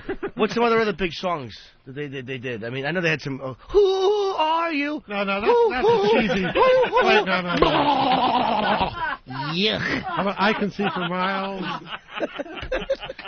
What about the Magic Bus? My Generation, Call Me Lightning. My Generation was an all right. So what exactly? Yeah, you're not. Well, They're a good band. I'm not saying they were a bad A band. good band. He's Yeah, on the great. hook. He's putting them in the same category as like Strawberry Alarm Clock. No. Look, Those guys rock. Did you ever hear the true story about the Strawberry Alarm Clock? Of course, he's got a Strawberry Alarm Clock this is story. True. Okay, they came out in '67, '68 when bands like the Who and Jethro Tull and Zeppelin all were emerging, and the management of the Strawberry Alarm Clock felt that they weren't being taken seriously. Yeah, they were kind of a pop band, but they really wanted to be hip, underground, acid rock, and all that. So the manager planted pot in their amplifiers, called the police in Champaign, Illinois, had him busted, figuring that it would be this huge headline, the Strawberry Alarm Clock are druggies, and it would be great for their credibility. Obviously, it didn't work. But it they ended up in didn't get jail. the press that they needed? No, they ended up fighting. They did get arrested, though? They did get arrested, and they broke up. And they got arrested, and no one cared. Actually, in Incense and Peppermints, I think this is true. The real singer was so out of it that they had to get some other guy to sing the song. He's not the real Strawberry Alarm Clock singer. So if you listen to Singing Tomorrow, on the record? Yeah. So the only hit they had, someone else sang? Uh-huh. Of course, they did have Tomorrow and Sit with the Guru, which were... You are good, man. Yeah, relax he just with knows your deep everything. tracks. Deep track and Strawberry Alarm Clock. Wow. I want to wind him up. I want to listen to deep tracks so bad, but wow, you go so deep. Oh my God. Well, that's why we have top tracks for all your favorites. I understand. If you go back to your comment about doing pot again, then you go to deep tracks and you're That's fine. true. Smoke the pot, go to deep tracks. You'll be like, why are they going so shallow? If it's really good pot, you go to fine tuning. Fine tuning? Yeah. That's only for the quality butt. Programming for pot. That's great. Well, duh, look at him. Smoke a little. Yeah, this is good stuff. There's a whole marketing angle here I didn't even think of. I've only smoked once under the supervision of a doctor. Yeah. That's great. Okay. Well, that must have been some pot because it's still hitting you. That's good stuff, actually. He's had refills for 20 years. Very good. Well, gentlemen, we're getting a sign from outside that you have to go. Well, I want to play him something. Where do they have to go? Where are we going? Yeah, who's telling Eric Logan he's got to go? He's the boss. Oh, Elo has things to do. I want to play him something, though. I want to hear it. We were talking about marketing and, commercials for the Opie and Anthony show and XM Satellite Radio, and I found a little something for everybody. Yeah. Ooh.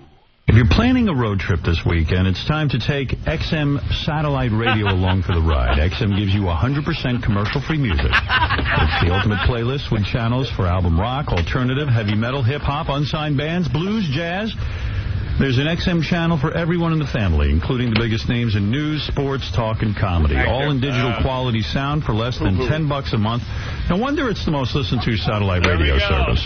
The XM Roadie from Delphi can turn any radio into an XM radio. It's the smallest satellite radio ever, so it looks great on your dashboard. Plus, for a limited time, you'll also get a free home kit so you can connect XM to any home stereo. XM makes a great graduation or Father's Day gift. Check it out. Electronic stores, including Best Buy and Circuit City. Beyond AM, beyond FM, it's XM Satellite Radio. Oh, Thank you, Howard. Wow. That's beautiful. Isn't that Mark St. John from K108? That is beautiful. That's beyond great. AM, beyond FM, it's XM Satellite Radio. No wonder it's the most listened to satellite radio service. That is priceless. And it's not even you. It's not even you. That is the voice of Howie. That is classic. He knows it's the better. Absolutely. He knows it's the better service. He just didn't want to come here because of Ant and I, and now he's going to suffer because of it. He has no idea. He has no clue what he has signed up for. I can't begin to tell you the number of people who have tried to do deals or done things with them who picked up the phone and called us and said, what are they? How in the world are they going to catch up? I mean, they just, there's just no way. And when you go from the base that we have, and you look at where he's going, the anxiety is starting to go up with each passing day. Well, it's going to be a tough ride over there. Screw him. Is Hyundai a big car? Is Hyundai a big car? Yes, it's a huge car. Okay, cool. Yeah. No, it's great. And the thing about the Hyundai deal is that it's standard. It's going to be in every Hyundai is standard equipment, which is a huge. The first time that any of our automotive partners have done that. So it's like an infomercial. It is. Hey, what do you just wind me up? I just know I got the talking points. You call within the next 10 minutes. Elo will send you a shemp wig. I've got some Yankee tickets I'll give away. So. Oh, there you go. I also need Mets tickets. Mets tickets too? Yeah, they're right by my house. Why would you go to It's see a the short Mets? drive.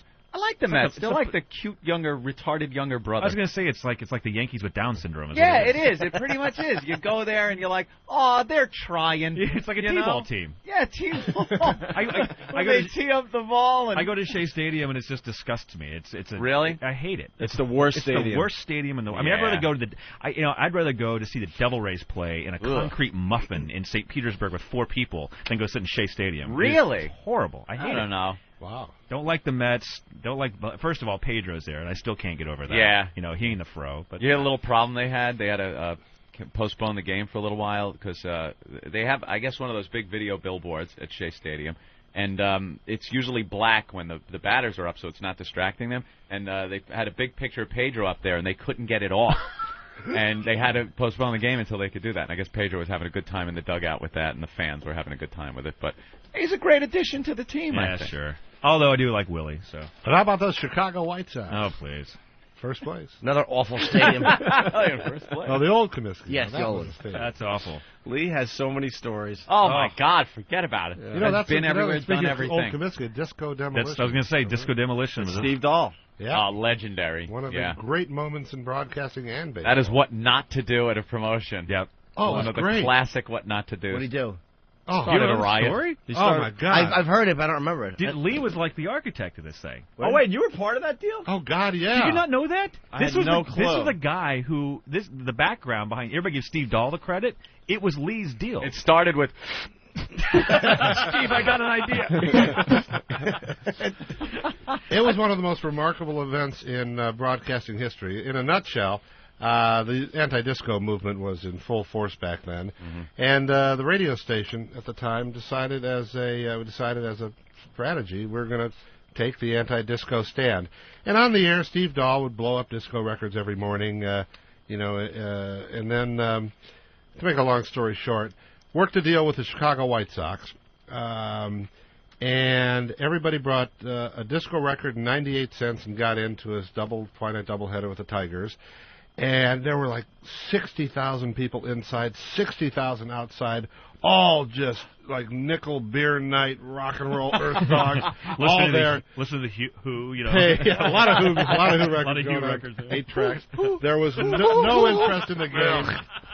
And anyway, so between games, all of the records that were collected were carried out into center field, piled up in this huge stack. It was a huge pile. I've seen the video. It was massive. Yeah. And the Army Corps of Engineers, demolition experts who were brought in for this. How do you get away with this? Listen, the Sox needed anything to get a crowd. And they wound the whole pile with explosives, and on comes from the bullpen Steve Dahl with this babe. You know, a lot of stations had chickens for mascots. This station had a girl, and it was, at the time, was very effective. Anyway, they come out in a Jeep with a loop flag, which is a station which has gone downhill since then, but it was great then, and a City of Chicago flag, a White Sox flag, and an American flag, and it was just everybody in military came out, and Dahl goes on with a huge, PA system, attention, welcome, and they count it down from 10, 9, and it's on the scoreboard, 10, 9, 8, 3, 2, 1, boom, and this mushroom cloud of disco records, and then the crowd, who was smashed by this time, just goes out. It was a complete riot. It was like Beirut. It was unbelievable. They just stormed the field, right? Stormed the field, took over everything, stole bases, and it was just unbelievable. It was so bad. Criminals. They canceled the second game, and then for the next week, it was great. Just all these, one guy from the White Sox was saying, how could they do this to my music? Some guy from the Dominican Republic was very upset about it. Then other guys from the same team, about time somebody did this. There were these point-counterpoint shows on all the news programs, Is radio going too far? Well, Steve Dahl had a great line when he was Bill Veeck, who owned the team at the time, said, how could you do this to baseball? I said, Bill, you haven't had 60,000 people in that stadium since you won the series in 59. And but it was unbelievable. Then, for the next several weeks, the station would get these boxes. You'd open the box, be a big boombox smashed to shreds with a letter, "Dear Steve, found some asshole listening to disco, kicked the shit out of him. Here's the result." Oh, God. It was getting a little out of hand. And then there were these anti-disco rallies where they take it to different clubs, and you'd start in a location and, be broadcast, "Join us." It'd be like 6,000 cars going to parking lots of discos, blowing up records. It was unbelievable. And the ratings went from a 0.9 to a 7.3, number one. And it looked at the rating diaries. When people fill in the rating books, they have comments, and it was just, disco sucks and long live Steve Dahl, and so really it was a statement.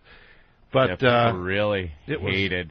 I remember growing still in up, the record and books. The whole disco thing was just, you couldn't hate a music more. It was 180 degrees. Rock and roll represented long hair. Disco was short hair. Rock and roll was sweaty, overalls. Disco was, you got to look good. Rock and roll was going to festival seating, The disco was, oh, wait, you don't look good enough. You can't get in. Rock and roll was all about sweating drummers. Disco was drum machines. Rock and roll was guitars. Disco, it was just 180 degrees. It was like, the Israeli-Palestinian issue. It was just, they would never come together. So, now, there's an analogy I've not heard in a while. Jesus. Disco, Israeli, Palestinian. You'd never think you'd hear that in a sentence, would you? And it really did suck. Right. It did suck, indeed. So Steve Dahl was, really popular back then. He was huge. Yeah, he was massive. Yeah, rumor has it Howard stole a lot of his stuff. Yeah, it's possible, yeah. Supposedly Steve Dahl was doing the lesbian thing way before Howard and all sorts of things. He originated all that stuff. It's funny. The problem with Steve Dahl, he just didn't do it that well, or he would have been a lot bigger. Well, I think he had sidetracked. Huh? Sidetracked. Oh, really? Yeah. That was the problem with him? Yeah, because he was a very creative radio guy that did a lot of this stuff way before Howard. And then Howard, of course, claiming that he invented everything. Well, I don't know. But there's a lot of people that will have come forward over the years and said that Howard, was getting tapes of Steve Dahl's show in Chicago, and then here's something you may not reinventing know. himself through what Steve Dahl was doing in Chicago. Steve Dahl, we hired him at W4 in Detroit. He was hugely successful. Then he went to Chicago, and Steve's replacement at W4, actually, we brought in Howard Stern. So Howard actually replaced Steve and was told, hey, the Steve Dahl guy is doing a certain style. Can you do this? And he did a pretty good job. What years was Steve Dahl popular in Chicago? 79, 80 was the real peak. Yep. He's still there. Jesus. Oh, yeah, I know. We met him a couple years ago. He came in. He had a 2-year peak? No, and he's still that there. was just like the super years. He's still there. He's a great but it was a slow downslide ever since then. Wow. I thought you were going to say, well, from 79 through 90, he was pretty good. Peak, and then 79 to 80. No, those were the hot days. 2 years of the roller coaster going. And then it's just the rest of the ride. Yeah, Howard doesn't like telling those stories, but they're out there. And, Steve Dahl was doing a lot of that stuff way before Howard. Yeah. You know how many bad two-man morning shows with the giggling newswoman there are out there? Oh. Any idea? Yeah, quite a few. It's unbelievable. We had a Rick few of and them Steve on our in the very morning. show. Yeah, we actually had our listeners put their phone to the radio and had quite a few of them on the show. Yeah, just play a lot of air checks. Some of them. Maybe we'll do that bit later this week. I love that one. Yeah, we'll do that bit later this week. Can I say, come in? Every road gig I've done where you got to do radio and they have those zoo crews and that chick, every time the chick ruins the vibe. Yeah. She's the one who puts the moral brakes on. Whoa, hey, come on now. It's just like you just got to ruin everything. And people say it's a good thing. It keeps the guys in check. Keeps you in check. It's a balance. Well, Lee's, balance. Lee's been a consultant for many, many years. Lee, they've been trying to get a chick on our program for years. Not XM, obviously, but over the years, it's been suggested to us that it would be good to have some kind of a female perspective on the show. To the show. In DC at XM headquarters, we have a cliche buzzer.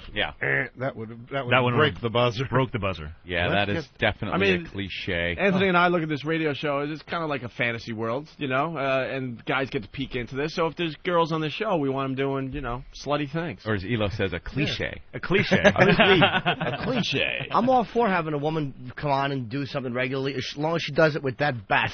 That's all I care about. Read the news all you want, stupid, but do it with that there. We have a big star on hold. He's been waiting for like 20 minutes, so yes. You guys really do have to go. I'm out of here. Oh, who is it? Lewis Black. He played at our million sub subscriber thing in D.C. funny. He was unbelievable. He is so good. You know, Love Lewis. Thanks for bringing back a Fuck bad shit memory. lines. I had XM back then, and I'm driving through the middle of Florida listening to you guys have such a great time. Well, here you are. All depressed. Yeah, because we were unemployed. still a good year away from signing with XM at that point. We were unemployable. Yep. So it's Lee Abrams, everyone, and Elo, of course. Thank Where's you, Lewis? gentlemen. And, well, we got to take a break now, so someone's got to talk to Lewis and calm him down. So That'll be fun. Good luck. Okay. Guys, we're here. What? I'm here. Don't take a break, Ben, screaming and yelling? You gotta take him now. Gotta Maybe take he's him. in the airport or something. That could be. Look at Ben freaking out. What? Always short on time. He's always freaking out. Ben saying pick him up. I don't know if that's what he's saying. Ben? Ben, what do you My say? God, you are freaking Ben out. Look, he is losing He's his ready mind. to throw the phone out the window. He's losing his mind. What does that mean when he's making the sign, pick up the phone? He's pissed. All right, why don't you guys stay in for our Lewis Black interview? Where's my coffee? Lewis! Yeah, the reason we had that big party was just to taunt you. I called up. I said, let's just fake this thing and pretend like we're having a great time because I know that I know that he'll be wandering around in his car and it'll really upset him. Depressed. Yeah, you don't give a crap about me. Where are you, Lewis? I'm in a studio somewhere here in New York. Oh, in New York. Oh, he is in New York. You son of a bitch! You couldn't stop by. Guys, let's not even talk about this, okay? I am... Shut up! I'm in book prison, got it? Book prison. I'm in book prison. My life is not my own, okay? You know the deal. Hello? We know the deal. We are one of many radio shows you will be talking to from this room today. Now we're just one of many, Lewis? This is what happened between the time that we used to do a show and the new show. Oh, for crying Lewis got too big for us. Remember when we were like the only show Lewis did? Look, if it was up to me, you'd be the show. I'm in book prison. Lewis, this was the only radio show you used to do. No, I did others. I snuck around. I snuck around on you. He cheated on us. I did. I went from morning zoo to morning zoo. Well, now he is getting a little big these days. I see him. I'd rather remain in obscurity. Lewis, I think we need to get you arrested again. Your head's getting a little too big, I think. Oh yeah, my head is it's massive. Now you're selling your book. That's it.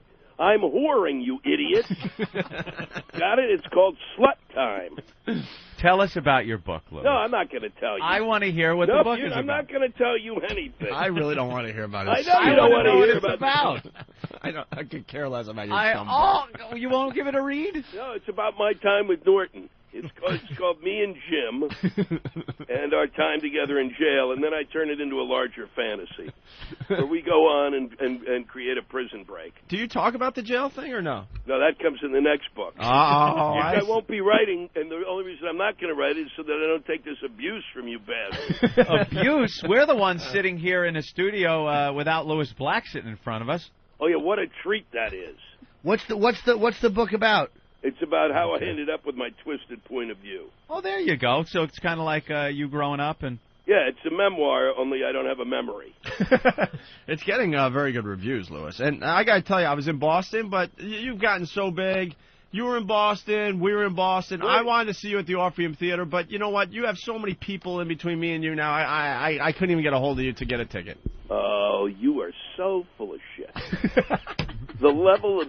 When the shit pours out of your ears, I can smell it from here. Lewis enjoying this satellite radio with this curse freedom. Oh, yeah, well, hello. I've waited all my life for it. That's all. All my life. You must be enjoying the success and probably the financial reward that goes with it. Are you donating your money to a lot of your socialist causes, Lewis? I certainly am. I'm actually giving money to Lebanon. Lebanon. Very good. Well, I know. Yemen, that was the place. Yemen, yes. Yemen, that was it. Well, I screwed that up. I was always right about Yemen, by the way. You were right about it. You laughed at me, and I was right. Nope, you nailed most of it. You've practically nailed everything. I don't know why you're not in charge of foreign policy. Thank you. They should put me in charge. What do you mean? Are you serious? You couldn't get into that show? That's bullshit. I couldn't figure out how to get a hold of you, Lewis. And I really. They said you were coming to. I asked. They said you were coming to town on Monday, and then they said They said you were coming in on Monday. I said, well, I won't be here, and then I didn't know you guys would be up there over the weekend. I came in early. Are you going to play a New York show? I'm not kidding. I really want to see this. I'm gonna be playing Alice Tully Hall. I'll get you tickets. All right, right on. I'll be at that show then. No, I will. I'll put it aside. It's next Saturday, next Friday, next Friday. I will definitely be there, Louis. You got it. And I'll get some for Anthony too, but unless there's gambling, he doesn't like to watch.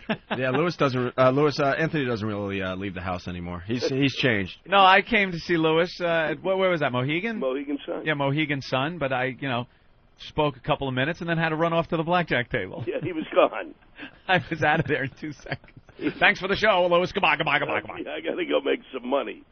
Way to keep in touch with old friends, Anthony. At least I saw him. Right. I saw he was going to be there. I called up his room, asked for a free ticket, and then, I got it, which he got for me, and went to play some blackjack. Are you calling from a green room right now, Louis? I don't know what it is. Are you doing a satellite thing? Or are you going on someone? Satellite thing. It's a continuous. I just continue to talk. Oh my God, Louis! Oh, okay, I thought maybe you were waiting to go on someone else's show. If you would have came in, no, listen, assholes, that I wouldn't do. Got it? All right, just so you know, I would sit around in a green room to go on hooky pookies. Our listeners are writing in and saying that you're in someone's green room waiting to go on his show. They're insane, okay? You're calling our listeners insane? How dare you? Oh, yeah, right. Yeah, look. Okay. They're not going to be happy with you. Who is now? Louis. The worst thing you could do is become successful. Then they go, oh, boy, see, I knew he was a prick. Sell out. Yep, exactly. Hey, Louis, we're in the July 2005 issue of Hustler magazine. Yeah. Oh, very good. Hustler. A huge interview with your pals Opie and Anthony. What about Norton? Well, Norton gets a little mention here and there, and he actually gets a picture in the article. That's a big improvement. We like to make believe he doesn't really exist, but it got through the cracks, and he made Hustler magazine with us. Very nice. Now Norton's blowing up. Everyone knows that. Yeah. How you doing, Jim? I'm okay, man. How's everything? Obviously doing very well. The same old. It's still the same. Nothing changes. You're still miserable? Yeah, of course. Why? Why would I be happy? Well, because Britney Spears is having a baby, and if that's not the third sign that the fucking devil is coming, I don't know what is. Well, you had to know that was coming, though, that white trash. Yeah, but, that's where you have laws. That's where you go, no, you can't have a baby. We're building a wall. She's going to destroy that hot body of hers. That's the biggest problem. That supple, young body of hers. Oh, yeah. Like, she didn't destroy it by standing next to the devil. You know what's great about that, Louis? There's nothing really going on in the world, so we reserved the front page for Britney Spears and her pregnancy because, you don't want to use that space for anything else going on in the world. Well, either that or to find out what's in the president's iPod. The president has an iPod? You didn't hear this one? No. Oh, my God. Enlighten us, Louis. Oh, you guys will love it. You've got to go through this. Go online, because you'll go on for weeks. Oh, really? Where is that? It's got to be. It was in yesterday. All yesterday. It was in yesterday's Times. Oh, we don't read that paper. Times. No, just calm down. There are other places to get it. The Times? Is that a newspaper here in New York? Louis, you're a big star these days. So let me tell you what happens with the New York Times every day on this program. You actually read it cover to cover, I'm sure. No, I don't, because you actually develop a hemorrhoid. All right. Well, we use the New York Times when the girls come in here to get naked because we got a bunch of faggots that work with us. So we have to, cover all the windows so they don't get a peek of nudity. No. And we end up using the New York Times. It's perfect. It's perfect to cover these windows. We have the New York Post. Why do we need the Times? Yeah, the Post is very informative. You know that. Yeah, it's the only paper with the guts to print its own news. That's right. But the thing is that he has an iPod. It has Alan Jackson on it. It's got My Sharona. My Sharona? Yep. God. There's and it's just what's it? Not Clint, whatever. Clint Black. I don't even know these guys' names. Clint Black. Well, I'm going to help you out because I got the story in front of me. It's heavy on traditional country singers like George Jones, Alan Jackson, and Kenny Chesney. Chesney. Kenny Chesney. Whatever. He has selections by Van Morrison. Any stuff on the Panzerfaust? Brown Eyed Girl. Listen to? Brown Eyed Girl is a Bush favorite. He likes John Fogerty's Center Field. Yeah, which is actually creates nausea when you. And it goes on and on. We're gonna have to read this article here. Mm-hmm. I never thought he was so. He has My Sharona though. Yeah, of course. Why not? Why not have the answer to a trivia question? That probably holds a spot in his heart when he used to do cocaine. Yeah, That and song, I said it Flash also. Around. He probably has on it, like one of those things. You are the master of the universe. You are the master of your own fate. Oh, really? Like a motivational? I'm sure it's on there. Speakers. He has reached. I think it's epic insanity. Well, you voted for him. Oh yeah, I voted for him. I raced out to vote for him. I stood there. I went into the thing, and I said the first thing I asked before I went in the voting booth this time was if there was a lever that said "Kill me now." And I'll tell you this: if anybody out there is inspired by Bush or if you were inspired by Kerry, you're the son of a bitch that when I was in high school, when the principal spoke, you wept openly. Oh, really? Yes. All right. That didn't go over very well, Lewis. Yeah, that one was not your A material. That was. Lewis is saving it for the next. Yeah, station. sure. Yeah. Wow, you guys have just become creepy. Oh boy. When are you gonna hang with us, Lewis? I'm coming in May. Are you really? Yeah. Okay, good. By the way, the phones have exploded, and a lot of people saying you just killed at Avalon in Boston. It was good. It was fun. I love seeing your stand-up. I haven't seen you in a while. I can't wait to see you here in New York. So. I do it now in a prom dress, and that's really going to help. Lewis, you should have came in and did all your satellite interviews from our studio. We could have had a lot of fun with this today. Well, I didn't know that. We would have helped you out. Son of a bitch. Well, nobody tells me things. I'm telling you, I've got my trainers around me. I see that. There's too many people around you these days. Hundreds. Are you losing touch? Insulation. Are you losing touch with the common man, Lewis? No, I'm not losing touch with the common man. How do you lose touch with the common man when you live in New York? You got to be almost blind. You like living in New York still? You've always had a problem with New York. No, I like living here. I love living here. How's the love life, Lewis? It's I don't have the energy. What?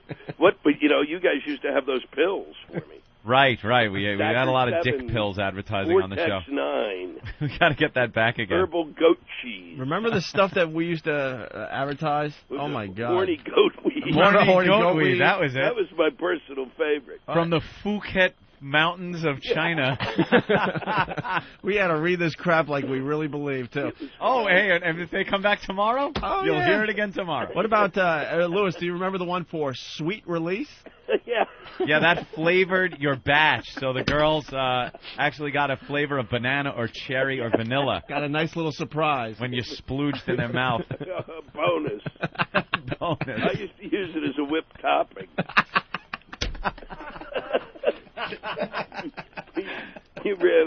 Once you run out of whipped topping, I used to scarf some of that. Yeah, you just down a few of the pills and jack off on your donut. Yeah, either that or my ice cream. That's great. Very good. All right, Lewis, we're gonna let you be. All right, listen, guys, I will be in May. I'm going to talk to Schmucky, and we're going to work this out. What's the next radio station that is fortunate enough to have Lewis Black on? I have no idea.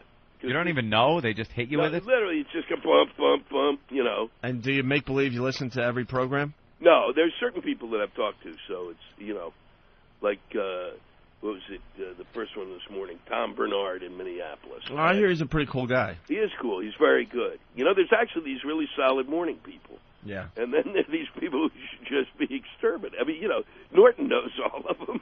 Yeah, he's been on a few. I think you're talking to a couple of them. Oh, shut up. But for other reasons you want us out of the picture. I'm going to kill you. No, you know what? I'm going to bring it out, Lewis, Ellie Hall, and I'm going to end the show by killing you. Lewis, I was telling a great Lewis Black story the other day, not on the radio, but when you got arrested for the voyeur bus, the teen voyeur bus thing. Yeah. I stressed out so bad. Do you remember I was like in the office? Oh, my God. Yeah, you were unbelievable. I was in the office, and I looked like I was on like a 4-day coke binge waiting for you guys to get out of jail. I felt really bad and stuff. Well, don't worry, because Jim and they cut us huge checks. Yeah. They made up for all of the suffering. And you can look up the articles online to the new listeners because it's a legendary story now. But it was the teen voyeur bus, and Norton and Lewis Black. We barely knew either guy, really. You know, you guys were just becoming friends of the program, and you got arrested for us and with another 12 people or whatever, and I'm stressing out like crazy. Oh, yeah, you were a rat. And I think you were doing the Daily Show at this point, so I'm like, oh, my God, we got this guy arrested. He's never going to do our show again. I mean, we did know you pretty well, I guess, what it comes down to. Anyway, you come in, and I'm just like, apologizing to Lewis. I'm like, Lewis, I'm so sorry. I didn't know it was going to go down this way. And you're like, why are you apologizing? You just made my career. I'll talk about this shit for the next year on stage. I actually am the one that convinced Lewis to go. We were debating, did we go on this bus? And Lewis was like, I don't know. And I'm like, what are you, the naked teenagers? What are we, fucking idiots? Do it. See, you get roped in with those nude teens. And you didn't really know us, so you thought we were in control. I knew you guys pretty well. I just thought, what could, What and could I've go been wrong? on the bus once already. Right. Yeah, that's true. I was on the bus the first time. Yeah. It's like, what could possibly go wrong? Yeah, really. It's New York, and there's a law, and the law's on our side. The worst part of that whole thing, man, was not smoking. That was the worst part of that entire ordeal. It wasn't it wasn't the diseases or the roaches. And the captain turning to Norton when Norton says, the good thing is that Lewis and I are going to be in there together, so there's we each have somebody to cover our back. And the guy looked at us and said, "Are you guys stupid?" Do you really think you're going to protect each other? Yeah. Just laughed at us. Yeah, that was after like 9 hours when we were starting to crack. I could see Lewis jumping in to help Jim when some guy that's been in the weight room in prison for a few years starts trying to assault Jimmy. Yeah, Lewis will jump right in. Lewis will jump in with that like attacking twitch finger and try to push the man off of me. Get off my friend! Yeah, he's pointing at him in the chest. That's going to do a lot. I actually saw that guy. I think it was a lieutenant or a captain. The guy that sat down and actually let us smoke. Yeah. I saw him in a deli around the corner from my house. Really? And I said the one thing you should always say to a cop. I went, "Hey, do you remember me?" Which never puts a cop on guard at all. No. And I explained who I was. He's like, "Oh man, you guys got such a shitty deal. We had nothing." He actually admitted. He's like, "Yeah, that was a bad deal. We never should have arrested you." For we had nothing on you guys. That was fun. Well, when you piss off the mayor of a city, things happen.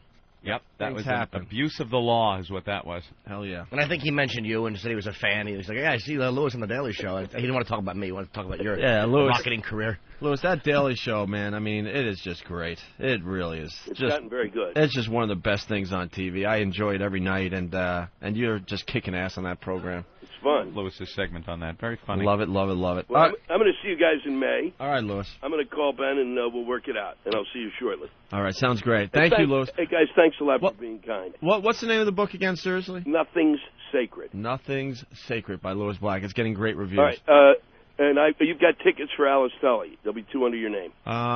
What do I do?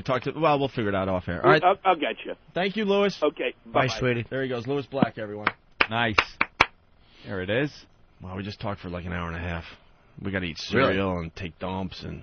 Oh, is that what we're gonna do now? I need coffee. Why wasn't I involved in the latest coffee order? You were busy chatting with Lee.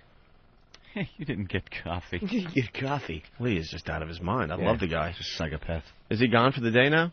They're going to be back later. Yeah, proving that they are making another deal. There's something going on. So go online and buy some stupid XM shares today. Where's the other guy? Can we get the Ed in here? That does sound a lot better, by the way. That's not inside trading. I just know when Elo is in New York with Lee Abrams or Hugh Panero, something's going down and you should buy shares. I don't know. Isn't that inside? No, because he just went on the radio. Yeah. It's not exactly a secret. No, because Elo swears that he's here because, the studio was tweaked for the last 2 weeks. Why? What happened? He's got a conference call. He's got a conference call with who? Other Amber Alert people? Who's he talking to? That's psycho. All right, whatever. They're telling me to shut up, but I know Elo's not here for us. Yeah, who cares? No, of course. I know that. That's obvious. I don't care about anything. Eric's here doing other stuff. I mean, Chauncey called and told me himself. That loser. All right. Oh, we have to play the. We have to play this again. What's that? Oh, by the way, can I mention one more thing before we go to break? You guys got some really nice press in Boston that I forgot to mention. Because I know there was an interview, which. Wow, what was that? Whoa.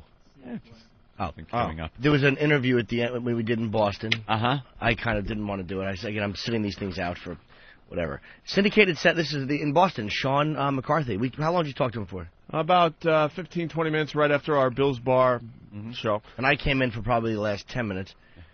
What an article. I mean, really? Just give me a half hour to get through this. I don't All need right. Hotline, they're back. Oh, does that mean he spelled back with a lot of A's? Bunch of A's. Bunch of A's, okay. Good. I'm smart.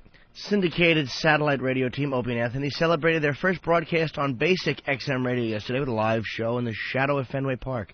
Boston's always been huge for us, Anthony Kumin says. Kumin. Yeah, Is that what it C-U-M-I-N. says? Yeah, Kumin. C-U-M-I-N? Yeah. The morning duo. I'm a spice. That's not Kumin. Yeah. That's coming. Coming. Coming. Anthony Cummins said. Yeah. Anthony, you were coming as you were talking to the reporter? I was Jesus. coming. Were you whacking like a monkey in front of the guy? Coming. The morning... That's that slang way of spelling coming. Yeah, there was an apostrophe at the end. Yeah, After coming. The morning duo, dismissed from AAF after April Fool's hoax and has been available only to premium XM satellite subscribers before yesterday. Opie and Anthony, along with sidekick Jim Norton. Jesus. That's actually fine. And their assorted characters were put on another... very accurate. It certainly is. And which is basically, believe me, Patrice shit on me one time. You're a sidekick!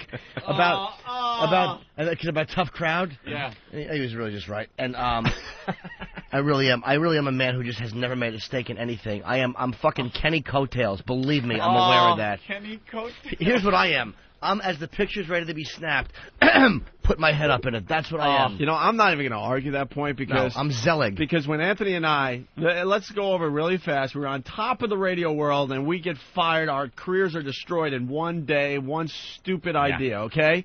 Now, you guys didn't get to live our lives. Anthony and I went away.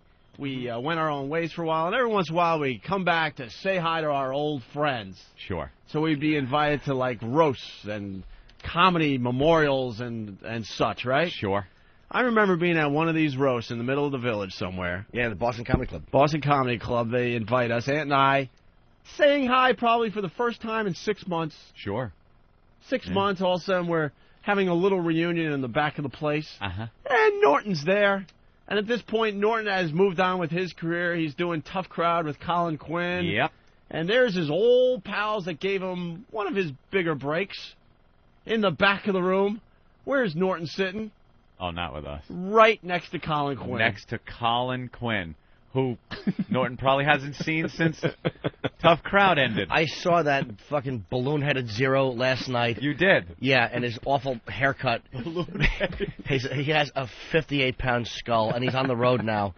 You have no more show, stupid. I don't need to talk to you anymore. Oh, God. Believe me. But all I do is nod and smile at Geraldo when I see him now. Oh! Colin's out. Geraldo's in. You are cruel. But you know, you're talking about jumping on people's coattails. I remember that.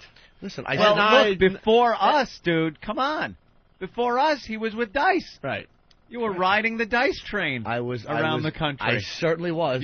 That is a talent, my friend. I don't look down at you for that. And what was really funny... You were able to hop from one to another as they peak. I'm a toad with mediocre talent and great legs. I can leap really far. Even the pilot that I did for HBO, not my pilot, right. Louis C.K. But you're there. I sneak right in like Zelig.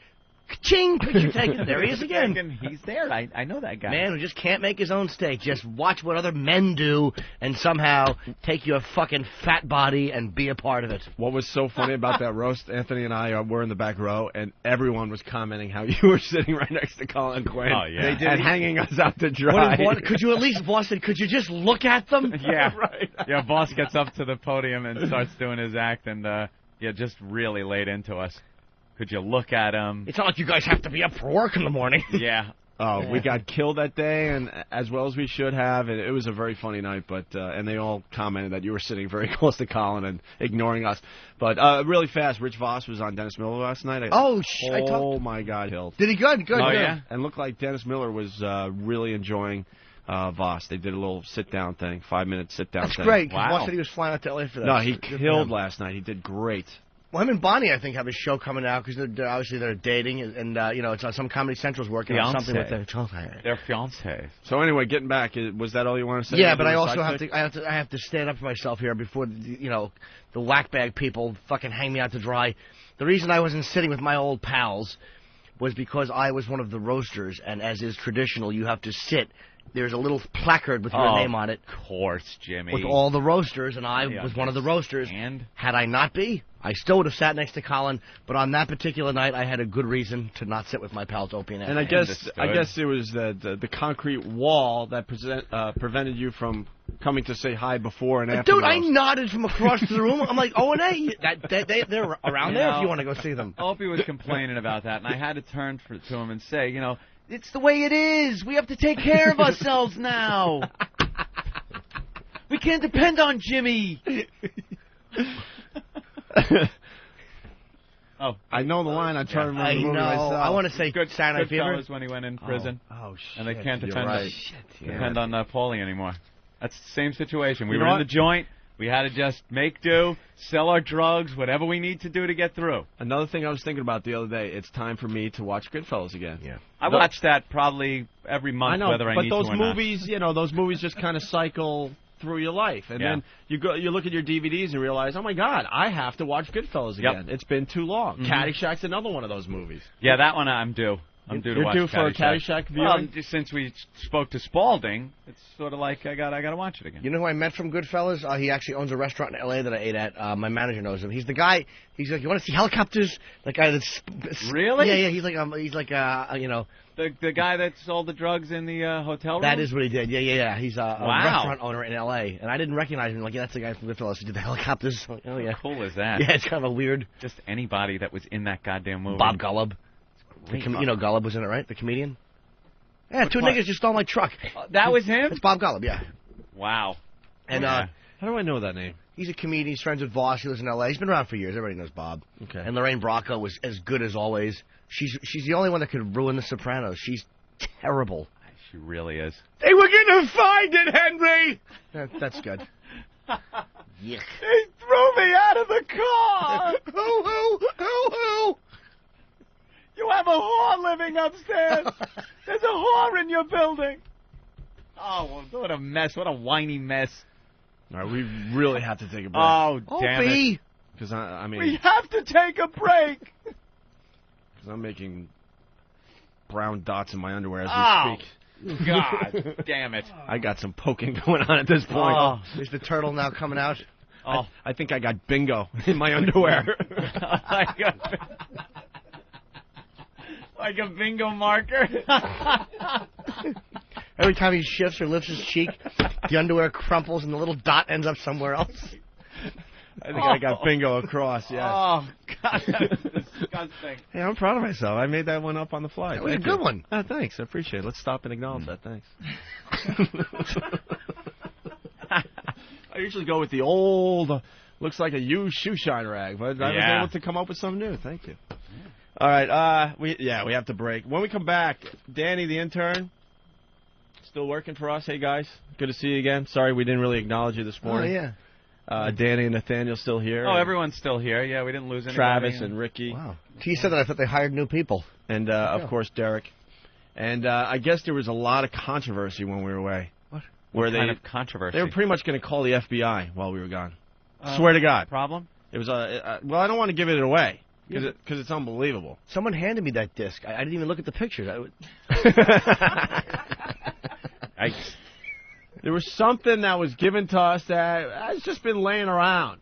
Yeah. That someone discovered and really freaked out, called Washington. We're ready to call the authorities. It was a whole thing that went on. Really? Stop. Yeah, we'll get into that next. All right? Wow. Somebody found a gay intern? Oh, wait. Oh, my God, dude. I'm going to call my lawyer. All right, Sorry you raised a faggot. Let's calm down. We have no idea if he There's was. someone gay in your studio. There's a homo in your building. We have no idea what he was, and quite frankly... Upstairs on the 5th floor. Quite frankly, we don't care. That's right. If he is, that's got to be tough around your golf buddies. Hey, that's the pole smoker we've been hearing about. Yep, that's him. If he is, good for him. Right. All right? I flushed the blazer down the toilet. They would have found it. Maybe you and Monica Lewinsky's father can play golf and trade how your kid sucks dick tips. Stupid. Look, we have no idea what that kid was up to. What do you mean, kid? What? We have no idea. All right. I don't even know who you're talking about. You should be proud of yourself. Someone put a cock in your face, you took it like a man. Yeah. As we go to break, once again, Anthony, Howard Stern talking about the company he wanted to go to. Oh, here we go. But the stupid idiot was stubborn and made the worst decision of his career. If you're planning a road trip this weekend, it's time to take XM satellite radio along for the ride. XM gives you 100% commercial-free music. It's the ultimate playlist with channels for album rock, alternative, heavy metal, hip-hop, unsigned bands, blues, jazz. There's an XM channel for everyone in the family, including the biggest names in news, sports, talk, and comedy. All in digital quality sound for less than $10 a month. No wonder it's the most listened to satellite radio service. The XM Roadie from Delphi can turn any radio into an XM radio. It's the smallest satellite radio ever, so it looks great on your dashboard. Plus, for a limited time, you'll also get a free home kit, so you can connect XM to any home stereo. XM makes a great graduation or Father's Day gift. Check it out. Electronic stores, including Best Buy and Circuit City. Beyond AM, beyond FM, it's XM Satellite Radio. It's Whipple Wednesday. It's Whipple Wednesday. It's Whipple Wednesday. How about that woman that took her shirt off? It's Whipple Wednesday. It's Whipple Wednesday. It's Whipple Wednesday. Show us your findings. It's Whipple Wednesday. It's Whipple Wednesday. It's Whipple Wednesday. Oh, this is fantastic. This is effing beautiful. It's Whipple Wednesday. It's Whipple Wednesday. It's Whipple Wednesday. Cancel your appointment. It's Whipple Wednesday. It's Whipple Wednesday. It's Whipple Wednesday. Stay out the bushes. It's Whipple Wednesday. It's Whipple Wednesday. It's Whipple Wednesday. Oh, yeah. I just love a drive in the country, laughing with Opie and Anthony. That plane is flying awfully low, don't you think, Ramon?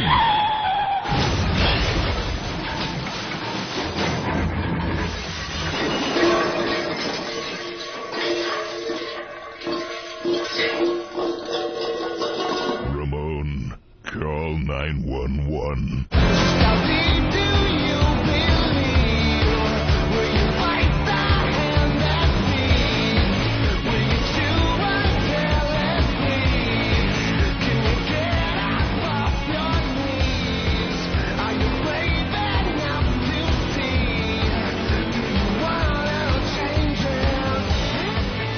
Hey, Anthony, a lot of people asking about the WOW stickers. A lot of new listeners, actually. They're trying to figure out what the hell this WOW thing is all about. Go to opieandanthony.com, and basically it's a sticker. You can get them. The info's up on opieandanthony.com, but basically you send a self-addressed stamped envelope. We send out the WOW stickers. And it's a promotion that Anthony and I started many, many years ago. We've gotten a lot of press about it over the years, and it's great. It works great. It's so easy. WOW represents Whip 'em Out Wednesday. And now it's like whip them out whenever. Yeah, pretty much. If a girl sees a WOW sticker and they feel like it, they're going to flash you while you're driving your car. Right. It's that easy. The weather gets nice. The girls are wearing some easily accessible clothing. And then you'll be driving your vehicle. You got the WOW sticker on the back, or even the truckers we noticed scrape it in the dirt on the back of their rigs. And then a girl sees that. She knows the show. She's familiar with the situation. She'll pull up next to you and lift her shirt up. And then you know what it is? It's a little treat on your nasty commute home. You could be sitting in traffic. You're all, oh, this sucks. Your mind's just fixated on the fact that you're in traffic and it blows. And then all of a sudden you look over and go, wait, why is that girl showing me her tits? Oh, it's the WOW. And WOW works in some places better than others, obviously. Like when you're going to a concert, you're stuck in that stupid traffic, going and coming from concerts. Right. Oh man, the wowing that goes on.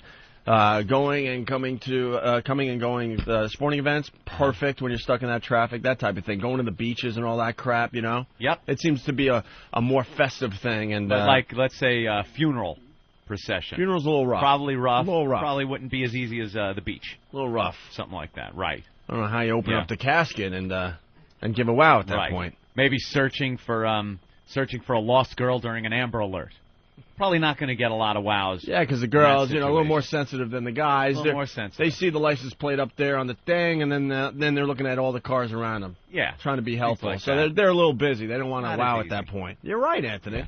The scene of flaming wreckage. You're probably going to rubberneck a little bit and not want to maybe look at the wow sticker and get a wow. So certain situations, a little easier than others. Going to the racetrack? Perfect. Perfect. There you go. Perfect. They get the races. What's wrong, Jimmy? I'm just reading this. We're talking to Lewis, and I thought of it. I should have asked him about it, but again, what's he going to say? I like The Daily Show. I like Jon Stewart. I think he's a really good comic. Mm-hmm. He's a really good comic. Yeah. But this whole thing, remember, it's in this month's Hustler. Tucker Carlson exit stage right. Oh, yeah. Which Crossfire, I think, was dumb. A boring show, and I never watched it because I don't care about two bores just yelling at each other about politics. It stinks, and I don't watch it. But when Jon Stewart went on and kind of sandbagged them and got real and, trashed the show, I mean, not that I didn't agree with him that the show stinks, but it just bothered me. It drives me nuts. And then they said Tucker Carlson left, and this is what makes me want to just vomit. It seems CNN President Jonathan Klein agrees. I guess I come down more firmly in the Jon Stewart camp. I think Stewart made a good point about those noise levels of these types of shows, which does nothing to illuminate the issues of the day. The president of CNN comes down on the side of a liberal as opposed to somebody on his own network on a show that he was... It just makes me sick. Obviously, it's just the ratings. If the ratings were good with Crossfire, it still would have been on. And John came on, and he kind of trashed them both, which was good for him. But then he's like, you're on there as a comic, and the guy's like, well, tell a joke. The guy was annoyed, I guess. Mm-hmm. And John's like, well, I'm not here to be your monkey. And then the guy goes, well, how come you lobbed up all these softball questions to John Kerry? And John's like, well, I'm on Comedy Central.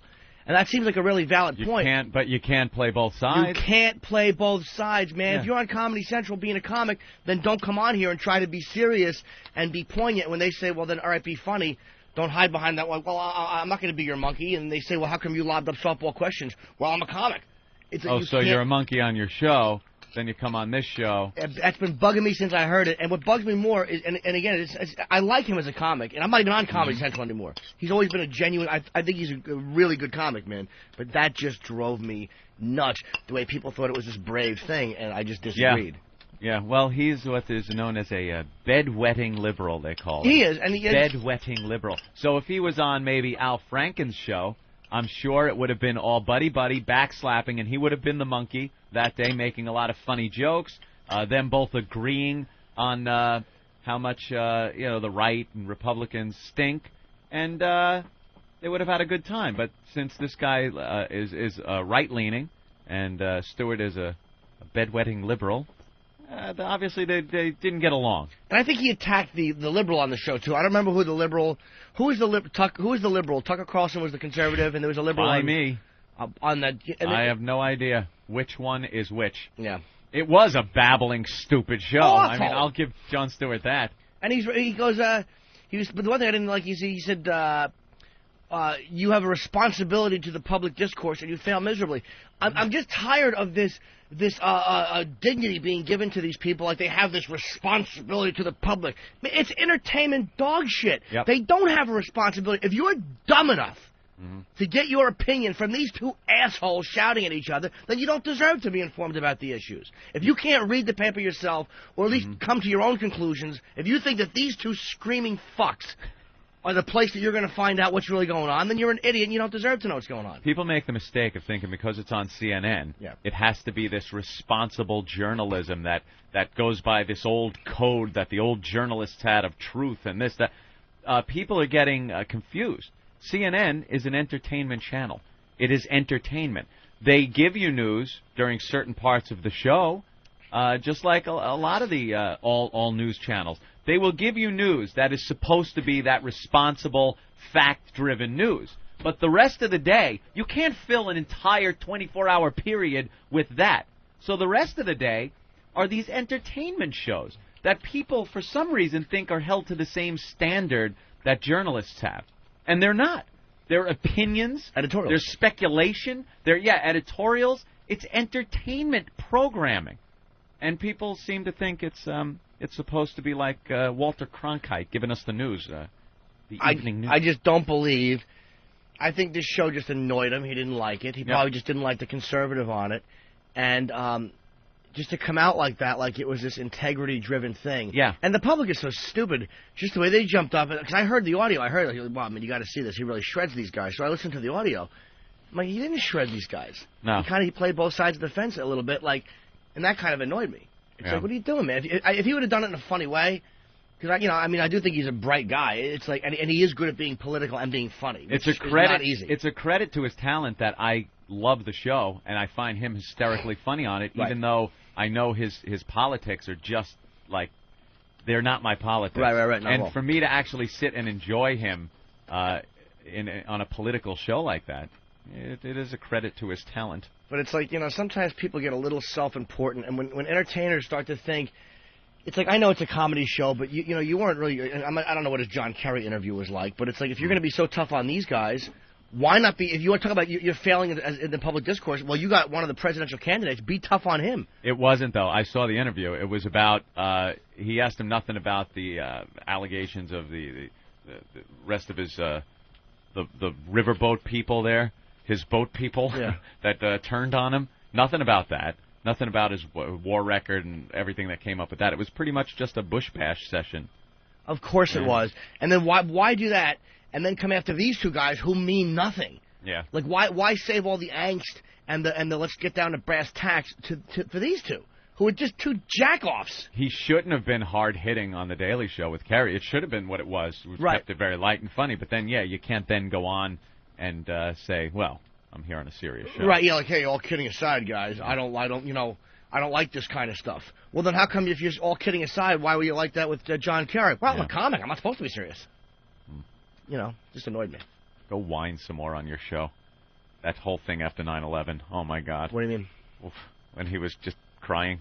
I don't know. Dude, I swear to God, I've seen The Daily Show 10 times. And then he's just, I mean, if you're that taken by what happened on 9/11, the guy was talking about how his apartment overlooked the World Trade Center and how now it's gone, but now in its place is the Statue of Liberty. And he loses his mind. Who said that? Jon Stewart. Oh. Right on the show. It's like, all right, but then to turn around and have your politics so in line with letting something like that absolutely happen again. Yeah. Believe me, I'm not saying that Bush and the right and the Republicans have the answers. That's for sure. No, they don't. Not saying that. But the way his politics are, it just leaves us really open up for some more nasty crap. And can I say, I know I'm going to get the emails. Save yourselves the time. Every time I talk about something like this, I get the emails. Dude, stop bashing liberals. No, I'm not going to stop bashing them. And yes, I do bash conservatives, too. Conservatives are the far right is equally as stupid as the far left. They're both morons who don't know how to, who can only follow a party line and have no moderation, can't make up their own minds. I'm laughing at you guys because, getting into some serious stuff here, which we do on the program, right? Sometimes. And so I can't be bothered with some of that stuff, so I just kind of go do my thing for a while, and and I'm eating my cereal, right? Yeah. So I'm like, might as well, while they, take care of this like they do, and it's important to the show, I'll see what I could do to make the show better. So I'm starting to read the instant feedback. These are 4 right in a row. All right. You guys are giving it your all, giving your point, okay? And this is what people are commenting on. Jeremy from Toronto, can someone please buy Opie a fucking soft plastic spoon? Sounds like a broken wind chime in the background. Fast Freddy, please tell Opie to stop with the eating. Booby Man from Brooklyn, Opie, is your oatmeal good? You are scraping the bowl like you never ate it before. Stop it, faggot. M. Beavis, it just keeps going on and on. Opie, stop clanking your spoon on your cereal bowl, you tool.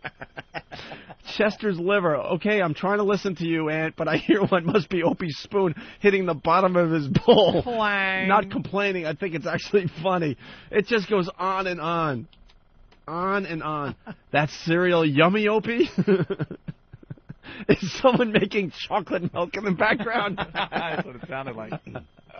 And I'm thinking I'm just being discreet, like, all right, I'll listen in, and I'm starving over here. My blood sugar level seems to be dropping a little. I'll just take this moment to get some food in me. Holy shit! Stop with the fucking cereal bowl, Opie. Just goes on and on. So, all right, we got to get Danny in here. Danny. something really crazy happened while we were on break. Right. Am I hearing this right? Norton is getting all his deep political insight from Hustler magazine. Well, yeah, it's pretty consistent, I'd say. Okay. What are you gonna? Danny. I see you letting the head roll a little. A little bit. What do you think? That's all right. What'd you do during? It's like boss's awful Jew hair. It's not bad. I worked, Ant. You worked? Yeah, these during guys worked. vacation? These guys worked for free while Wow. we enjoyed the Damn, you didn't go on a cruise? the 2-week vacation. Nope. I came here a couple of days. I was helping Ziggy out with the store. Dude, I'm walking the Cash in my beach, pocket. trying to, figure out if I should start smoking pot again. I'm searching out the Coconut Man every day. I'm dining with the captain. And these guys working for free. Working for free. Back in New York. The O&A slaves. Very good. Well, there was a controversy. Yes, Danny. What happened? The FBI was almost involved? Pretty much. Apparently. You guys know Mars, the engineer here. He wanted to tell me a story. He said it was pretty funny, so he was telling me that somebody had moved a box that was in here into the room in the back, and it was apparently... It was one of our... It was, into one of our offices that we don't use. All right. One of the offices that we demanded from XM. We Yes. demanded that they build all these offices. Well, we have an office, but me and Opie needed another office. That's right. So we demanded we have an office with just 2 desks in it for us to get away from the riffraff. And, if you listen to this program, we make it sound like there's no one else in this facility. It's all about Anthony and I, and Jim Norton, of course. And, they had to make a lot of space for the Opie and Anthony show here in New York. And it was a small space to begin with. Yeah. And that wasn't good enough for us. We're like, no, we need to take over the entire conference room. We need the whole kitchen area as our private offices. We need build, or we're not coming. Right. So then the rest of the gang had to be shoved into tiny little cubicles. Their space that was small to begin with got smaller. Now the area where the coffee machine and everything was, now it takes up like a 2-foot spot on a shelf. Pretty much their lunchroom. So they build these really nice offices so Ant and I could get away. We haven't used them once. Yeah. So I guess a box from the studio was moved into one of these offices. You got it. Mm-hmm. And Mars was kind of curious of what was in the box because it was kind of bulging on the sides. What's in the box? Tell me what's in the box. The box. Don't we have that somewhere? No, I think you do have it somewhere. Yeah, we should get it, though. No, we had it. I played it once.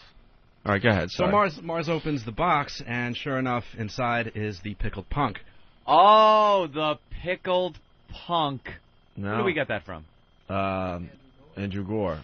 Andrew Gore. And I openly admitted that it has brought me bad luck for the 2.5 years that he gave it to me. He gave it to me like 2.5 years ago, and there's been some weird things that have happened in my life. The Greg Brady tiki. And I'm Did thinking, you wear it around your neck? And I was thinking it was in my closet in my New York apartment. I'm thinking, who knows? Yeah. Maybe it would be smart to just give it back to the guy. And maybe it will help my luck. Maybe. It is taboo. Maybe it'll help my luck. Taboo. So I brought it back in here because he was supposed to be in New York to... Does everyone know what a pickled punk is? I don't know if all our listeners know. It's an old circus term. It's it's from the old sideshows. You would pay your $1 or back then, what was it, a quarter or a nickel? It was like a nickel or something. Yeah, a nickel, and you'd go in and see these. They're deformed fetuses. Maybe spontaneous miscarriage or something like that. Or what? Did they have abortions back then? Who knows? How did they get these things? They give them cute names and stuff. 2-headed. Yeah, they'll have 2 heads or 3 legs, or they'll just be so deformed they'll look like lizard baby or something. Yeah, the lion head boy. Things like lion that. head boy. And it's really disgusting. So Andrew gave one to Opie. Because I had a fascination about it. Had a fascination with it and was asking for one and got one. And in Andrew's old crib, and thank God he finally moved. Yeah. So if the FBI wants to question me, I have no idea where he lives now. Uh-huh. He had a display in this old joint that was just unbelievable. Yeah. We've talked about the Siamese babies with the diapers on them. Yeah, little diapers in on a fish tank. And these things were so old, they had like really, really old locks on them and stuff. From the original owners and stuff. These things have been passed down, generations. Yeah, pickled punk. Very funny name for dead fetus. Yeah. So he finally gave me one as a little present. Little pickled Peterson. Well, that's where this gets interesting, by the way. Oh, Jesus. So you found it was bringing you bad luck. As you had it hanging around your neck when you went surfing. No, I thought it couldn't hurt to bring it back and give it back to the owner. Take it back. So it's been just kind of laying Mr. around. Hanalei give you directions to the cave. Right. And then what happened with Tiki? Your TV dad took it and wore it around his waist, and well, I had a discussion. With Vincent Price, and yeah, Vincent Price. He was in that episode. And we all went to a luau. I do nothing wrong. Do nothing wrong. So it is taboo. So I brought it back in. Yeah. And it ended up in a box because no one really wanted to look at it. And then, this place is kind of cluttered, and it was just forgotten about. Yeah, I definitely did not want to look at that thing anymore. So the box was moved to this office that Anthony and I don't use. Mm-hmm. And then what happened? Sorry, Danny. Getting back to you finally. That's all right. So Mars opens it up, sees that it's indeed a fetus in a jar, and doesn't remember that you had brought this in and spoke about it on the air. Fetus in a jar. So he proceeds to freak out and grabs Poe and brings him in to ask him. Poe wrestled it to the ground. If it's real, if it's fake. They're freaking out. Poe wants to call the police. And oh my God! No. So Mars finds us in the back office because he had to go get something, and he looks into the box, and there's the pickled punk. And Did they ever hear us talking about this thing? That's why I'm surprised. Jesus. And then Master Poe got involved, and then Bruce, who runs the New York facility, got involved, and they're all just staring at it. Master Poe put a little ghee on it, taught it a few kicks. So then what happened there, Danny? Well, apparently some calls were made down to Washington. Oh, Jesus. Oh, boy, here we go again. That's all Washington needs now with phone calls. Oh, what's the problem? Equipment thing? No, there seems to be a fetus here. In a jar. In a mayonnaise jar. Oh, God. Looks like it might have been born this week. Great. Oh, boy. And no one could figure out if it was real or fake. And Mars decided that he just had to find out for himself. No way. Yep. Are you kidding? Put on a glove, cracked it open, and started poking it. Why would you open that? That hasn't been opened in decades. Yeah, and probably 90 years. If you look at it, it looks like it's plastic. Yeah. So he poked it and realized it is real. Indeed, it was. Well, he was telling me that the night before he was in what bed. What does it feel like? And he couldn't fall asleep. Oh, my God, I might puke. Oh. Holy, it just hit me. Oh, what did it feel like? Oh, my God. Oh. Like a raw chicken leg. Dude, look at my arm. Where it kind of skin moves around a little on the bone. Yeah. It takes a lot to get me skeeved. I just like, wow. That was the beginnings of a puke. That is really He was telling me the night before he was just thinking about whether it was fake or not, and he just could not fall asleep, and he was just saying to himself, all right, tomorrow I'm just going to go in, I got to touch it. You will be molested. You will be molested. He had to touch it? Yeah. So he was poking at it? Yeah, if we want, I guess we could ask him what it felt like if you guys want to know. What does a pickled punk feel like? I just like the way Danny tried to direct the show. I kind of like that. Yeah. Guys, if you want it. Are you kidding me? Guys, get him in here. You bring him right in. It's a good point, young man. man. All the other interns laughing. Oh, he hasn't. They revel in others' failure. He hasn't seen Ben in 3 hours. He figured, what the hell? I'll give it a shot. I like the fact that young Danny and his new Carmine Ragusa hair. So what'd you do when you found the pickle punk? Did you slide on the floor and sing Rags to Riches? Wow. Mars is in the studio. How you doing? So, are you on? I don't know. I hear myself. Talk again, Mars. Hello. Yeah, he's on. They're a little low. I want to adjust that mic. Okay. No, not your headphone volume. I know. Silly. So what happened? You found the pickled punk in the back office? Yeah. And the thing was that I didn't know how I got there. You never heard us talking about the pickled punk on the show? And, unfortunately, did not. So my concern was that someone dropped it off maliciously because maybe we're making jokes of Lacey Peterson. And little so someone dropped off the pickled punk. I'm wondering how long it took the pickled punk to fill out all the paperwork. And Poe taking pictures of it.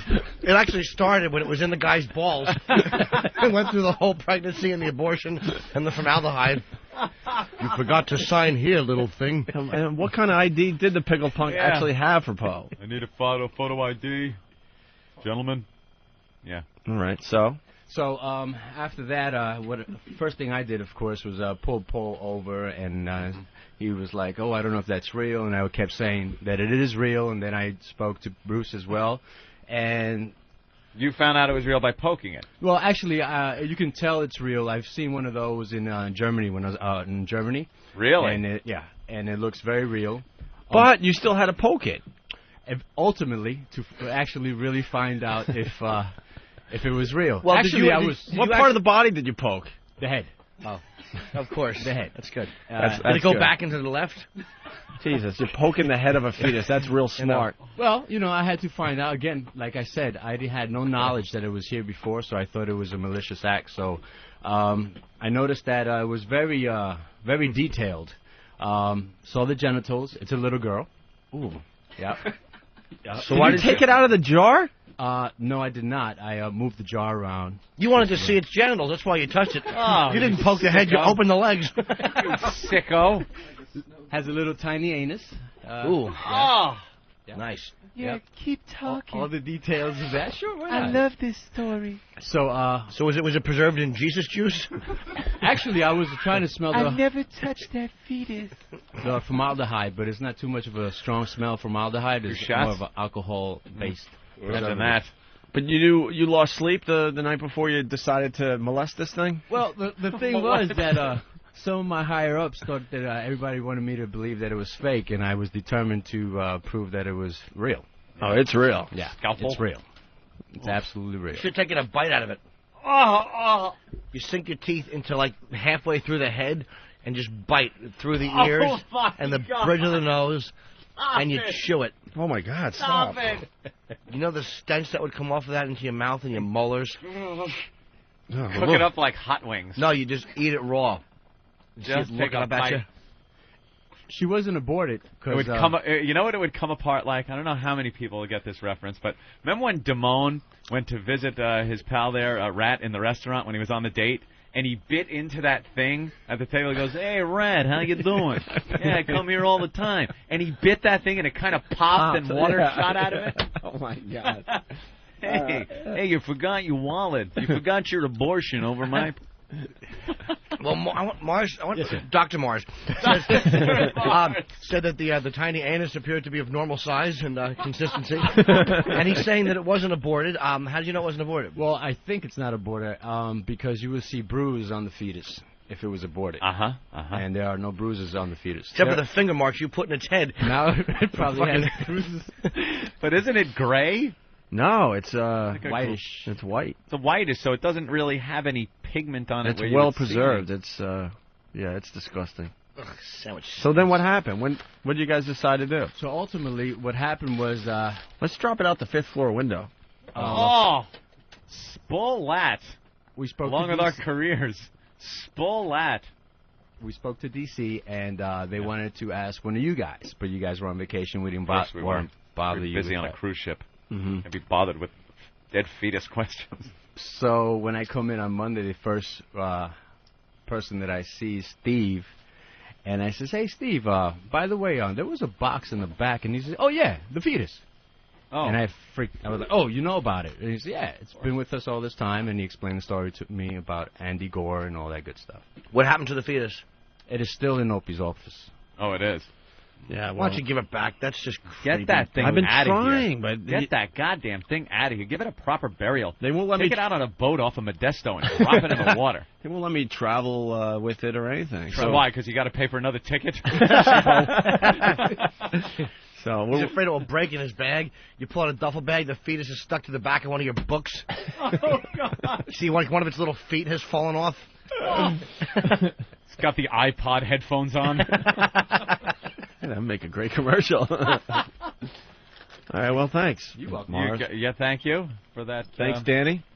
Poking. Poked his head. The whole head's a soft spot, isn't it? On something that old. Oh, you did not come back. He's Totally been doing got it. him. He's been doing that to you for 6 months. Walking back. I'm going to poke him in the head. All right, we'll take. Wow, what are we going to do with that thing? I don't know. Come on, you got to get rid of it. I thought I did by bringing it back in Can't you here. just send it back to Andy Gore? Yeah, I'm not mailing it. Mail it. You could send a fetus through the mail, can't you? I got to figure something out. I guess it's my responsibility. Yes, it is. I don't want it. All right, we'll take another break. We got to catch up a little bit. We got a lot of stuff still to do. We got Mike Tyson audio. Someone's suggesting fetus hacky sack. Or give it to Joe Rogan for a Fear Factor eating stunt. Ugh. Mm-hmm. Okay. All right. Thank you for the instant feedback, people. This is driving him nuts, so we'll keep doing this. Oh, of course it is. So here's Howard talking about our company. If you're planning a road trip this weekend, it's time to take XM satellite radio along for the ride. XM gives you 100% commercial-free music. It's the ultimate playlist with channels for album rock, alternative, heavy metal, hip-hop, unsigned bands, blues, jazz. There's an XM channel for everyone in the family, including the biggest names in news, sports, talk, and comedy. All in digital quality sound for less than $10 a month. No wonder it's the most listened to satellite radio service. The XM Roadie from Delphi can turn any radio into an XM radio. It's the smallest satellite radio ever, so it looks great on your dashboard. Plus, for a limited time, you'll also get a free home kit, so you can connect XM to any home stereo. XM makes a great graduation or Father's Day gift. Check it out. Electronic stores, including Best Buy and Circuit City. Beyond AM, beyond FM, it's XM satellite radio. Life in corporate America can be a grind. All they do is they remove the humor from everything. And you don't want to worry about your behavior around the office becoming a problem. I'm standing here with this erection feeling silly. You're going to need some sound advice. Talk less and suck more. From a qualified professional. I'm a stand-up comic who hates his own guts. New from the HIV Corporation. It's the Jim Norton Sensitivity Handbook. Sensitivity training. Maybe you could send someone from Human Resources in, and they can tickle my bag a little. I can go, ooh, very sensitive area, and then they can leave. Jim will help you construct a business plan. Greed is good. He'll guide you through the hiring process. Hire all fat chicks if you don't want them harassed. He's also a whiz at customer relations. Here's what you do, stupid. When they complain, you go, click. You take the phone. Click. Ladies will also enjoy Jim's wardrobe recommendations. You send them to training to not have those big tits showing during the workday. Jim is also an experienced marriage counselor. How could you marry a chick that won't drink out of your mule? And he can help mend even the most fractured of family relationships. I killed my wife with a hammer. And he'll also assist with time management. 1:30, Human Resources attempts to talk about sensitivity training. 1:35, they are wiping saliva that Jim Norton has spit on them off of themselves as he walks outdoor. End of meeting. Call 1-800-LOG-DROP for the Jim Norton Sensitivity Handbook. Order today. Meeting adjourned. It is a natural impulse to grab and squeeze the breasts. No shit. Real soft. Almost like pudding. Yes. A hard piece of ass. Quite a handful. Yeah. The nipples are so sensitive that a mere tweak between finger and thumb will give a perfectly good result. The Opie Anthony Show. In case you didn't know.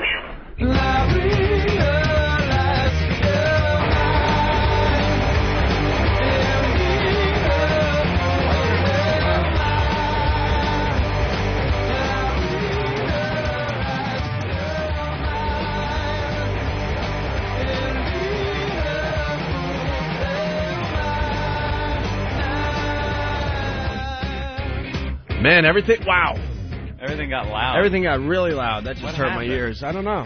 We were doing so well for so long today. How did it just get loud? It got really loud. Well, we got the tech guys. They're tweaking as we go. They did a lot of work on the studio while we were gone on our vacation, and everything looks pretty good so far. But they're tweaking and figuring it all out for the next couple of days. So bear with us, and as we bear with them. What? Will Ed come on? I want Ed to come on. No, now there's another. Now he's busy. Now he's busy. That guy is a genius. Got his shirt sleeves rolled up. That guy makes you feel so freaking stupid. We got to get Ed on before the end of the show. Problem? Yeah, he's going to fix another problem, so we'll get him on a little later. There's a lot going on. Love it. A lot of stories we still haven't gotten to. Oh, there's plenty of stories. A lot of stories in the news today. Stories. Stop. Jesus. We're so self-destructive. Yes, we are. we are the worst. We're our own worst enemy. Believe me, I'm holding back. I want to make Jimmy wet his pants because I know he'll laugh his ass off. He won't come on. Why, Eric? He's working. Yeah, I know. He's working as we speak, Eric, and he's tweaking. We'll get to you when he can. All right. Yeah. Well, we could. There's plenty of stories in the news that we can hit on. Well, the New York well, actually, sorry, they're the same paper to me, but the New York Daily News did a lazy husband contest, and they got the winner of that. Of course they did. What do you expect? Of course, lazy husband. Of course. You want to do this, or you got the fake DJ over there? Then we got the disabled girl getting punched in the face. Oh, that's under hot teen news.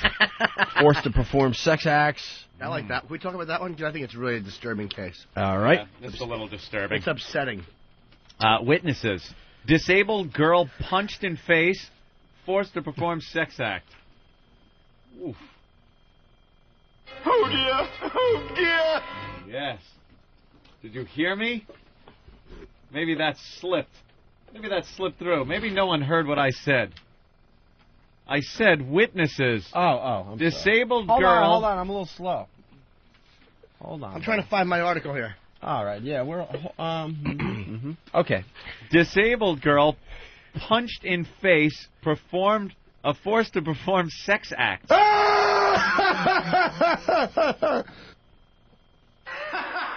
Wow.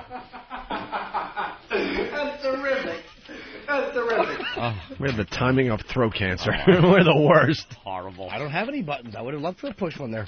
A 16-year-old disabled girl was punched and forced to engage in videotaped sexual acts with several boys in a high school auditorium as dozens of students watched, according to witnesses. They're investigating this at Mifflin High School. Where was that? Columbus, Ohio. Yeah. 4 boys suspected of involvement were sent home and have not returned to class. Also, the principal, Regina Crenshaw, was suspended and will be fired for not calling police. And 3 assistant principals were suspended and will be reassigned to other schools. Wow. This sounds like something we would have done. Oh, her father said the girl is developmentally disabled. A special education teacher said the teen had a severe speech impediment. What is wrong with you? You are just the worst. You really are just the worst. I'm not the one that punched all mush in the chops. You really Stop stink. laughing at me! Yeah, really. Stop laughing at her. At me. You Please. Stop laughing at me! Oh, It's not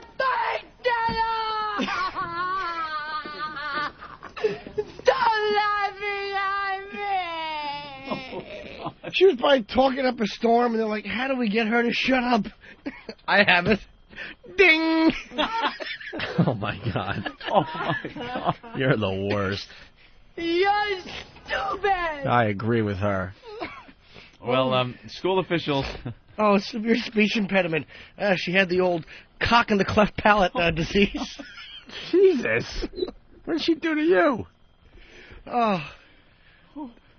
Punch the retarded girl in the face and make her give you a Hummer. Wow. I don't understand how somebody does that. I don't understand how you don't. How do you hold back for as long as these boys did? Hearing that awful voice every day. I don't understand where this comes from with Jimmy. The girl was forced to perform oral sex on at least 2 boys, according to the statement from school officials obtained by the Columbus Dispatch.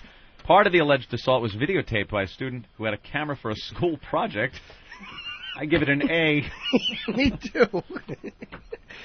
School officials found the girl bleeding from the mouth. An assistant principal cautioned the girl's father against calling 911 to avoid media attention. And the girl's father called police. And her father said the girl is developmentally disabled. A special education teacher said the teen has a severe speech impediment. Well, she does now. But, man, whoever the kid is that did this, that's a future of just rape and crime and murder. How do you just grab a developmentally disabled girl, punch her in the face, and then grab her head and start to... Yeah. You know, making her give you a little. I don't. Stop touching yourself, Jimmy. You're the worst. I'm not the worst. I'm not the one who does it. All right. I just think it's... Don't just stare at it. Eat it. Because you understand that's what's wrong with our country. It's not entertainment. It's not dirty language. It's the fact that people are raising children that do this. Animals. And it's like not only the people that did it, but someone videotaped it. and then other kids watched it, and the teacher didn't call the police. Like, that's where we're living. It's not about your radio show or dirty language on TV. That's the problem. That's why people blame entertainment and all this stuff, because of this. They don't want to acknowledge this underlying core of just what a disgusting group of human beings we are. Yeah, this kid is raised in a household, right? He's got at least one parent. Where is that parent teaching this kid what's, right or wrong? That you shouldn't, it shouldn't even get to the point where you have to say, don't punch developmentally disabled girls in the mouth and then shove your cock in there. Yeah. It should have been, something should have been taught to this kid throughout the years that he wouldn't even dream of doing something like that. Let's go to the phones real fast. Dan in Canada. Dan? Yeah. Go ahead. I was just wondering if maybe there's a comedy show going on in the auditorium and maybe a certain Bob Kelly was present. Oh, you think Bob... A lot of people wondering if Bob Kelly was the ringleader. Well, the thing is, everyone's missing is you don't have to punch a retarded girl in the face. Just tell her it tastes like candy. Look I'm sorry. Don't love it. You're stupid. It'll make you smart and pretty. Oh, is that awful? Yeah, it really is. What other... well, let's say hi to Dave in Texas, then we'll move on here. Let's Dave? move on to another story. Sure, already. there's a bunch of them. Dave, go ahead.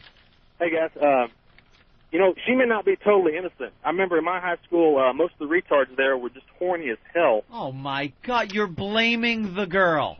I'm not blaming her. I'm just saying that she may not have been, so opposed to it. I've heard this about retards over the years, though. Are you insane? Not that she was looking for this, obviously, but I've heard that retards are very, very horny people. Well, I've also heard about scenes of masturbation in the hospitals and stuff, but I don't think that's a sexual thing. Like it's a come on, I'm not saying that.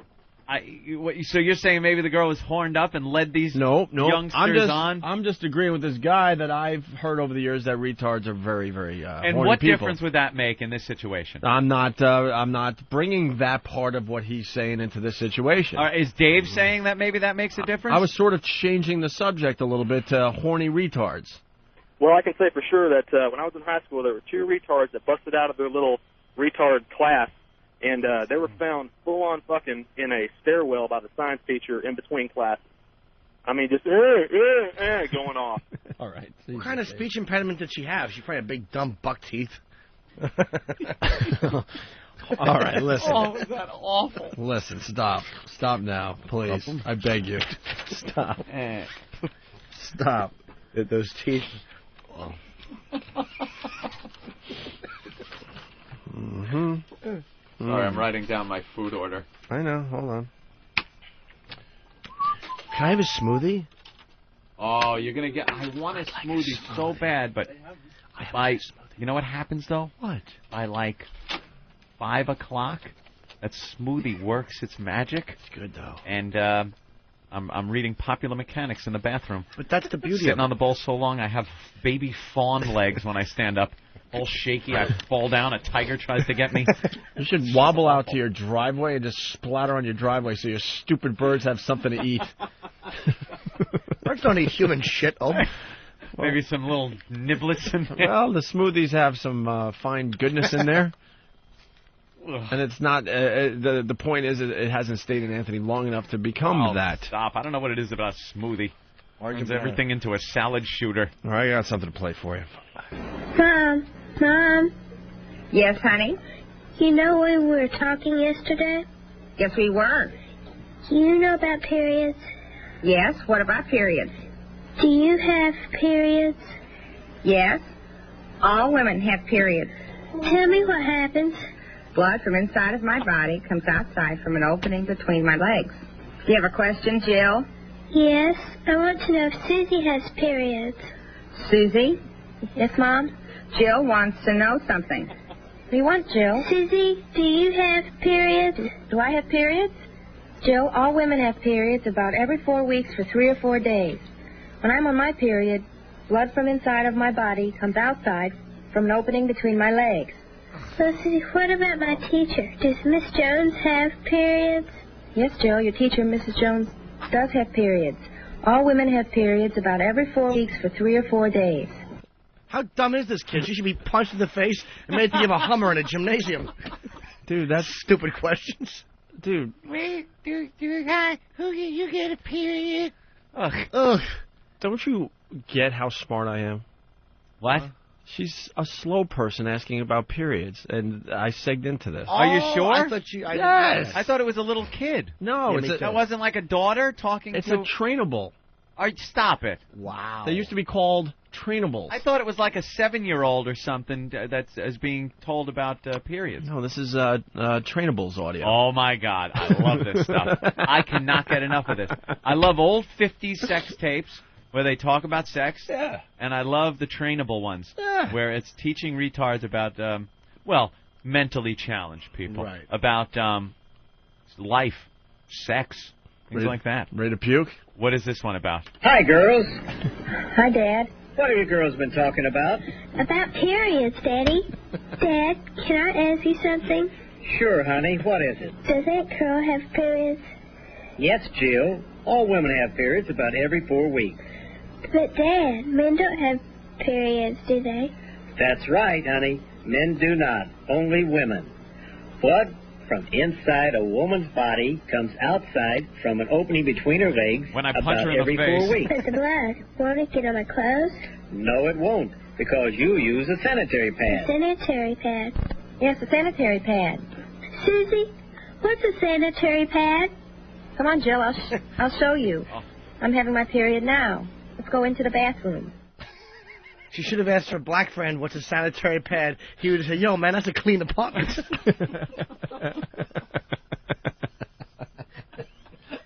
We're going into the silly zone. Here we go. Hold on, kids. Sure. Blood comes from your mother's body between her legs when I push her down the stairs. And you know the whole time the father's answering the 17-year-old, he's just looking at her head, picturing how nice a hanger would look at the end of it. Unfortunately, blood didn't come out of your mother when you were born. Conceived. What an idiot I am. That's right. Yeah. That's stupid. It didn't take. Yeah, they went with it, though, Aunt. Sometimes they just go with it with you. Oh, big, stupid, hammer-headed sperm cell swimming toward the egg. I beat the whole crew here. Just clumsily stepping on all the other sperm. Oh, just caught a wave, pushed it up forward, pushed it in front of everybody. Well, I'm in the lead. Hey, what's in here? The miracle. Please. Wonderful.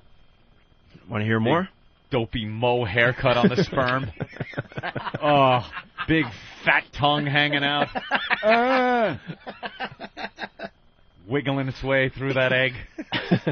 Oh, I made it. There's some Einstein one just comes in second.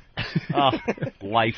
Fuck it. That would make a great fucking shirt. Yeah. Life. Life ... And that Fuck it. That dumb sperm shows up and the egg is trying to avoid eye contact. Like maybe if I just look down, all stupid won't latch on. Please, too stupid to figure out how to get in here. There it is. And then years later you get, Do you get a period, Dad? no, you dummy. No, that's when I disappear for 4 days. Yeah. And go hunting with the boys. Every 4 weeks. Big, dopey, flat-headed sperm. Oh. Well, we have more. Oh, please, I hope so. This is a sanitary pad. This is where I keep them. Look, it is blue on one side, white on the other. That's right. It Red also all has over. sticky stuff, like glue on the blue side. See? It's sticky. Do you know why it's sticky? No. Sticky so the pad will stick to my panties. Oof. How about sticking it over your mouth, stupid? This is hot. Yeah. Jesus. So it sticks to my panties. Sexy about it. And you know those panties are nothing sexy. Big, nasty bloomers. Big retard underwears. Thank God we didn't live back then, man. Thank God. They're equal size in the front and the back. You know, that whole equal amount of material. Right. Where do I stick them? Well, between the brown and yellow stain. That's where Sure. One piece of adhesive goes on the front panel. Oh, any underwear that has a panel to it, lose it. This sticks on the front panel. Piano. Yeah, sometimes they put little frilly things on the waistband to make it look sexy. It ain't working. Oh, God, what a mess back then, though. The panties were too big. The hair down there was making your panties look like you were popping Jiffy Pop popcorn. Oh. And then you got this thing that you... sanitary belt. Then you got something that sticks to the whole mess. Yeah. So you don't bleed into your fucking bloomers. Yeah, use this belt. For what, my pad? No, to hang your retarded self with. The inside of her panties smells like Indonesia 2 weeks after the tsunami. Oh. How do you use it? I'm having my period now. I'll show you how I use it. Ugh. You mean the blood's coming from inside your body now? Yes, from the opening between my legs. This is a used sanitary pad. Oh, come on! Wow! Oh. It looks like jelly. Whoa, man, that's brutal. Look, there's blood on it. See? That's right. Blood coming from inside my body through an opening between my legs. Look closer. Closer. No, closer. That old gag. Yeah, like a pie. All right, let me have it. This is a sanitary napkin, Stanley. Well, let me have it, Ollie. Indeed, I will let you have it. Stanley, get a little closer to the sanitary napkin. What are you going to do with it, Ollie? I'm going to let you have it. But I don't think I want it, Ollie. You said you want it. Now I'll give it to you.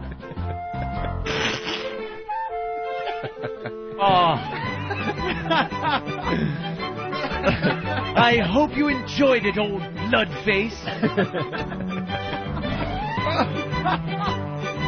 Oh, is that awful? I gotta hear more of that. Oh, that awful thing she pulled out. Must have looked like a red slug with skin tags on it.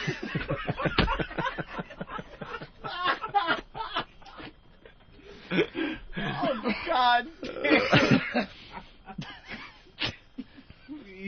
When the pad has this much blood on it, it's a good time to change it. I'll show you how I change it. Yeah. Watch carefully, okay? See how the pad sticks to my panties? See? I fold it over. Now I wrap it up. This way it won't make any mess. Now I put it in the nearest wastebasket. Like Daddy and Mommy made with I you. do not put it in the toilet. Mess. I put it in the nearest wastebasket. Ugh. Now I take the clean pad. See? See, Jill? Blue, white. See? That's there, so the pad will stick to panties. See how it sticks to my panties? Didn't you just rip her uterus See? out? Yes. That's all there is to it. That's all there is to it. Bingo. Yeah. Wow. That is brutal. There's a film with this?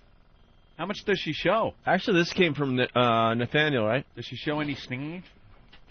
Ah, Nathaniel. What a find, my friend. Wow. We love these. This beats the crap out of the Danny fetus story. Okay. He's flipping me the Is bird. this online or is this actually a home video? His sister Jill. Oh, God. That's horrible. Is it a video? Yes, one that I definitely found on my own and was not sent in by a listener. Oh, okay. Because I'm better than Danny. Of Thank course you are. I would love to see. Did they show any? Is the older sister showing the snatch? No, she's damn it. wearing one of those old long skirt kind of things. Oh, so she takes her panties off under the skirt and kind of... Yeah, but I'll let Opie play the next clip, but they do show what they're talking about in the next clip. Oh, they do? Nothing, no. When she takes her panties off under the skirt, does it look like the elevator in The Shining? Wow. old blood fountain gash. Great trainable, isn't she? And she's a slow one, huh? You ripped your wife's panties off and then you left it crumpled in the hallway. I don't recollect that at all. I think I should change my sanitary pad. Oh, and when do you think you should change your sanitary pad? As soon as possible. Oh. Very good. Well, the next track? Yes. The trainable puts a pad on. Puts a pad on. Yes. All right, looking forward to it. Now you try it. Let's pretend you're having your period. Let's make believe that blood is coming out from inside your body through an opening between your legs now. Okay, I'll get a pad. Look, it's blue on one side and white on the other. That's right. It's sticky. It is sticky. Yeah. It's sticky, all right. Like Daddy's Sticky tummy. because it'll stick to your panties. Are you ready to put it on now? Yes. First I put my panties down. Oh. Okay, the pad. Now what do we do? Peel off the paper. Right, peel off the paper. Where are you putting it? The wastebasket. The wastebasket. Okay. Now what are you going to do? I'm sticking it in my panties. Right, down into your panties. You placed it on there so it sticks. Meanwhile, this dummy is bumbling around the bathroom, dripping blood like an Al Zarqawi beheading video. Stumbling around with her awful bloopers pulled out of her ankles. Where's the pad? Where's the pad? How old is Jill, Nathaniel? Am I on? I'd estimate about 12. 12? 13. 13, just learning about this? Yeah, dropping trow in this video. And is she profoundly, retarded, or is it... Because she sounds like, you could kind of teach her a thing. Yeah, she's about, It's Down syndrome, or is she just... She's got a pretty big head. All right, I was just wondering what type of mental disability she has. Is she an actress, though? Playing the part? What? Hey, Julia Lewis was able to pull it off. You never know. No, I think she's just a highly trained trainable. Yeah. All right. Wow, okay. Got to go to the phone real fast. Taylor in VA, Virginia. Taylor? Yeah. What's up, buddy? Dude, you guys just made me, you jerk-offs made me spray coffee all over my windshield with the fucking, I'm on my period now. Let me show you. Fucking disgusting. This is the worst. You see me sitting there massaging a rod? No, dude, I'm packing like a half right now. Eric wants to know if this is the Sexiest State audition. Eric from Philly. Very good. Back to the tape. Into your panties. You placed it on there so it sticks on, okay? Okay. Yes, real good. I pull my panties up. Good job, little smucker's Wash leg. my hands. I dry my hands. Now I'm all ready. It's all ready. See, I'm all ready. That's Jump in just front great. of a bus. I'm really proud of you. You wear it for a while for practicing for tennis. Let's go tell Mom and Dad what I did. She's got to wear it for practice. What a This sick is family. Yeah, this is a little twisted, man. One time Dumbbell was going to put it on adhesive side up. Oh. It's sticky. She's going to seal herself up and just save the world a lot of trouble. You know what you do? You just wait until they have it in the shower at school and throw tampons at them. You'll plug it up, plug it up. This was before tampons, though. Yeah. They had to use a lot bigger stuff. Oh, my God, having to teach this girl about a tampon. When she's crying in the bathroom, you just point at it and go, "Bad girl. Oh, dirty. Dirty girl. Filthy. That means you're a whore and Jesus hates you. That's the devil coming out." What, you give her a crucifix and put on The Exorcist? You know what to do, stupid. What else do we have, Opie? I've got to hear more. Jill, I have a question for you. Ooh. What do you do with the one you take off that has a lot of blood on it? Fold it over, wrap it up, and put it in the nearest wastebasket. That's right. You fold it, wrap it up, and put it in the nearest wastebasket. Now I know all women have periods.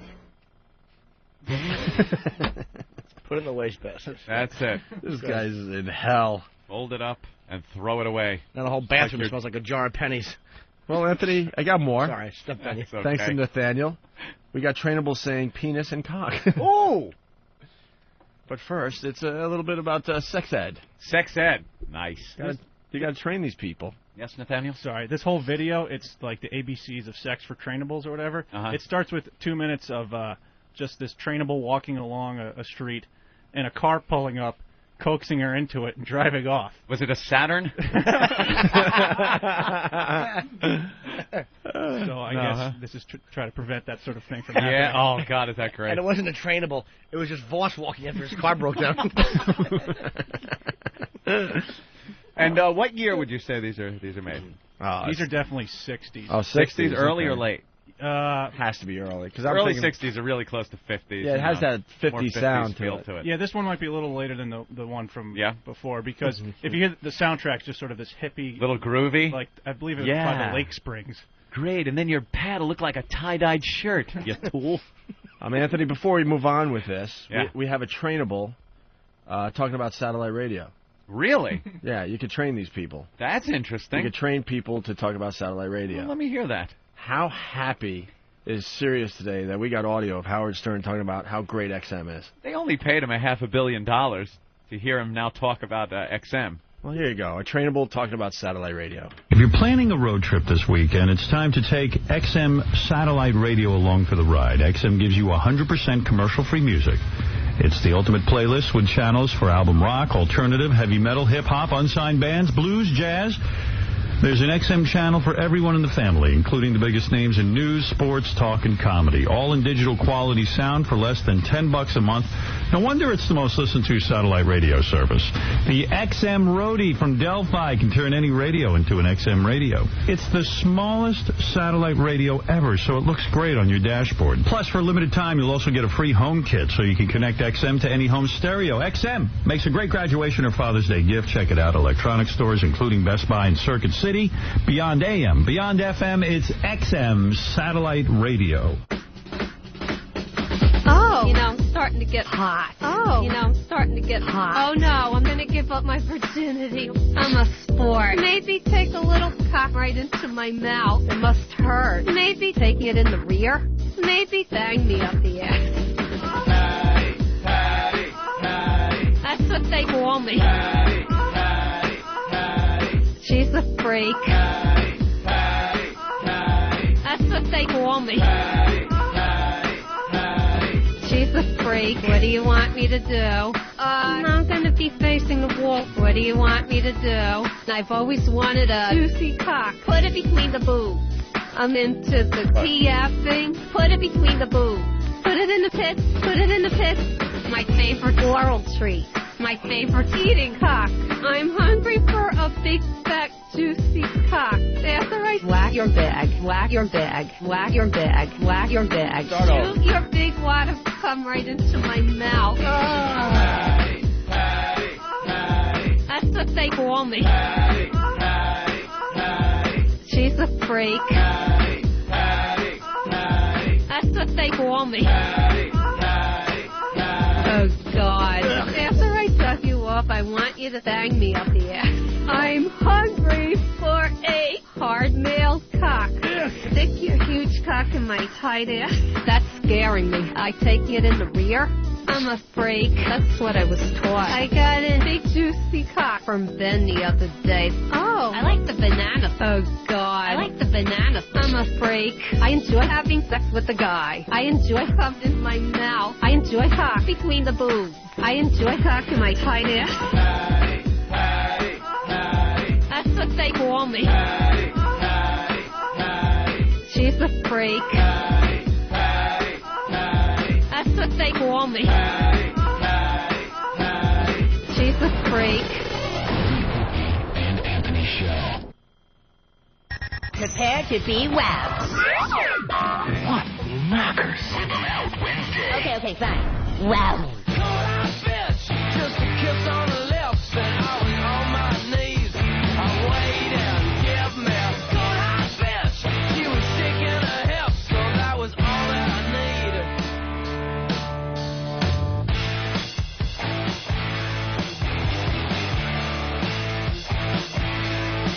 Why? And we're back with the Opie and Anthony program. It's Whip 'em Out Wednesday. If you're looking for a WOW sticker, go to opieandanthony.com. All the info is there for you. It's a great thing now that spring is here. By the way, now that we're back in New York, back from vacation and all that crap, we're asking the lady, to stop by our studio here in New York to give us some flashes. And we're going to post the pictures up on, ratemywow.com, another website that Steve has come up with. That's right. And eventually we're going to give out some great prizes. We're just figuring all that out because we just got back from vacation. But WOW is on, man. Whip 'em Out Wednesday. We just have to get great prizes. That's all. We'll get a few of them. Well, this is Did we give away the MiFis? We gave away one to the winner of the eating thing. What happened to the other one? Well, we saved the MiFi because we did? thought a couple was going to have sex in front of Jimmy Norton. True. And I did talk to her, by the way, after he called in. Really? She's like, yeah, we were waiting for you to call. She's all worked up. She sounds all worked up for you, Jimmy. Well, just to do it in front, I don't think for me necessarily. Well, she was saying she would have sex with you and stuff. I don't know if she would, though. All right. That's what the boyfriend was saying. She was saying, No, they were going to do it for you. Yeah. You were just creeped out. No, I wasn't. I thought you were creeped out or something. No. Just because they're real fans. I didn't know. That's what I mean. That's why you were creeped out a bit. I just didn't know if they were doing it for the right reasons. He's more into the casual fan having sex in front of him. Yeah. I want to make sure they're doing it for the right reasons. When they're hardcore fans, then he's a little squirrely about it. Fucking weirdo. Because I want, no shit. Yeah. I want them to be He's got all sorts of fucked up rules that don't make any sense. I want people to be doing it for the right reasons, not just because. The right reason was she wanted a MiFi. That's the right reason. But the right reason is a punch in the mouth. Good point. At gunpoint. That poor fell in that video. Ooh. So we're running out of show, and we got a lot of great audio still to get to here. Yep. Britney pregnant. Who cares? Just looking at Britney. Yeah. Please let it be retarded. Oh my God. Do you imagine that? Please tape all the entertainment shows tonight because they're going to just lose their minds over this story. Absolutely lose their minds. Pat O'Brien back on TV again? The wacky voice lady's going to be all over the Britney Spears thing. That's right. Britney Spears. Britney pregnant. Rumor and speculation have been around Hollywood for quite a while now. And she has announced on her website that she is indeed pregnant. Britney Spears in the news today. Speculation over the past couple of months whether Britney Spears is actually pregnant. And she is. She announced it on her own website. She's pregnant with her husband. What's his name? Ken Federline. Ken Federline. Club Soda Kenny? No? Close. You know what is great about that? Because you know this guy's a simpleton. Yeah. She's going to get all fucking messed up from the pregnancy, and he's going to move right on. He was a nobody. Now he's all over these magazines. That's all this guy ever wanted. And now he got Britney pregnant. They'll have a kid together. And then he's just going to move on to the next piece of ass. Let me tell you something. He left his wife yeah. that was pregnant for Britney. Oops. And they already had another kid or something. This guy's fertile. The guy's a scumbag. Federline. Britney looks like the type of girl that won't snap back. She's had some, not problems with the weight or anything, but she's just on that high side sometimes. You see her on stage, and it's like, it's not quite the Christina Aguilera belly, you know. She's got some meat to her, the girl. And now, through a pregnancy, I don't see her as the type of girl that'll snap back from a pregnancy. Well, the women that snap back, it seems, are the ones that are very disciplined. Right. Eat right during their pregnancy, make sure they don't gain 70, 75 pounds. Yep. Remember when we were growing up, every pregnant woman was like just a monster. Big mess. But nowadays, you know, you see these women walking around New York, and they only gain weight in their bellies because they're taking care of themselves. Yeah. They're exercising practically right up to the pregnancy, watching every piece of food they throw in their mouths, right? Mm-hmm. But you're right, Britney Spears, no way. She's drinking all those frozen Starbucks drinks. Yep. To begin with, so she doesn't have much discipline. So he's going to be the guy that ruined Britney Spears. The guy that ruined Britney Spears, and he's just going to, like you said, he'll move on. That'll deserve a high five. He'll find someone else, but yeah. He'll be in bars, and everyone will be high-fiving him. Like, dude, you were the one. You know what happens to girls' boobies when they have the kids? Tell me more. Just happens. They go, ew. Why, you like when they're destroyed by those little savages gnawing on them? No. That's when it goes back to down to the regular size. I'm talking when they get all swollen. And full of milk. Full of... yummy goodness. And you can lay across her lap, and as you suckle, she can hold your adult head. You can touch her swollen belly. That is really rude. She pets your hair and says it's going to be okay. Wow, look at the size of those. Yeah, they're already getting We're looking at pictures of Britney online, and she's... wow, she's already getting all sorts of kind of belly fat. She's got the belly poking out. She's sitting cross-legged in a chair. And you could see the meat under the boobs is folding up and resting on her belly. I'd like to call those Ripple boobs. Ripple boobs? Yeah. I think you got There's a ripple effect after the boob ends, and you see, miniature boobs. Okay, here's before. Look, before. Oh, look how hot she is. After. My God. Oh, she's packing it on already. Wow, she has the under boob. Yeah. It is the ripple of fat just under the bikini top when she's sitting down and hunched over a little. It could just be the top, though. It could be. Yeah, it could be. It could be, but it's not. But it's not. Oh, pregnancy. Why would you do that? Why do you have a need? Sub out a girl's body. Just sub out another girl. Have the artificial insemination. You get your kid, and your chick still has a tight, hot body. There you go. Oh, please. All right. Oh, he hung up. What, Opie? Who did? A guy wanted to know why Howard Stern is advertising XM satellite radio. Well, he does what he's told. What was it? What was that? Mel from Manhattan? Very funny. Back to the trainable audio, Anthony? Oh, absolutely. I want to hear more of this. All right. Where's Nathaniel? This was his moment in the sun. He gave up on us? Oh, believe me, he'll be in before I finish this sentence. There he is. There he is. He was. It's sense when you say their names. The 15-second delay doesn't hit the eye. Like a spidey sense. Jesus. Pavlov's interns. When back in the olden days, they would just commit these people. They'd throw them in an institution and let them crap all over themselves. But when women got pregnant? No. They should. No, the mentally challenged people, Opie. And then during the late 50s, early 60s, they started doing this thing where they figured, they could what they called mainstreaming. They could put them into society, make them productive members of society. And an experience I have with mainstreaming was an elementary school I went to. It was called mainstreaming? Opie, it was called mainstreaming. Yes, they put them back into a society because they realized that they could contribute something, and there were different levels of these mental handicaps, and they didn't have to just take them all and throw them all into an institution. Forget Aristotle and fuck Socrates. Here comes Professor Anthony. Knows a little bit about everything. So many complaints about that, by the way, while we were on vacation. The worst song ever. That thing is not going away. What song do you mean, Op? Forget Aristotle and fuck Socrates. Here comes Professor Anthony. The song is bad enough. It really is. But that spit slurp that he does right after Socrates. What spit slurp? Listen close. Forget Aristotle and fuck Socrates. Here comes Professor Anthony. You couldn't get through that without drooling, you mental. Ugh. Socrates. Here comes Professor Anthony. Thank you, Rich Voss, for that song. You slurping buffoon. Yes, mainstreaming, Opie. And when I was a child in elementary school in East Northport, they introduced mainstreaming to my school. They had a special class of mentally challenged children that went to our school. But they were in a separate class than ours. And I was in, I guess, second, third grade maybe. But during lunch, that's when you brought them out, and we all dined together.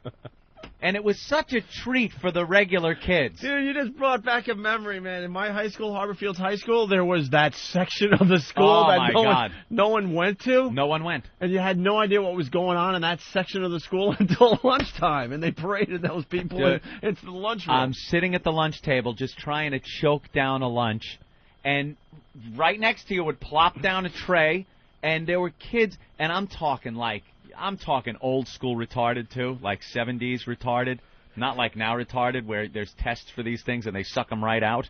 There was a kid, because now, you get retarded kids, but for the most part, they got a lot of tests for these things, There was one kid who had water on the brain.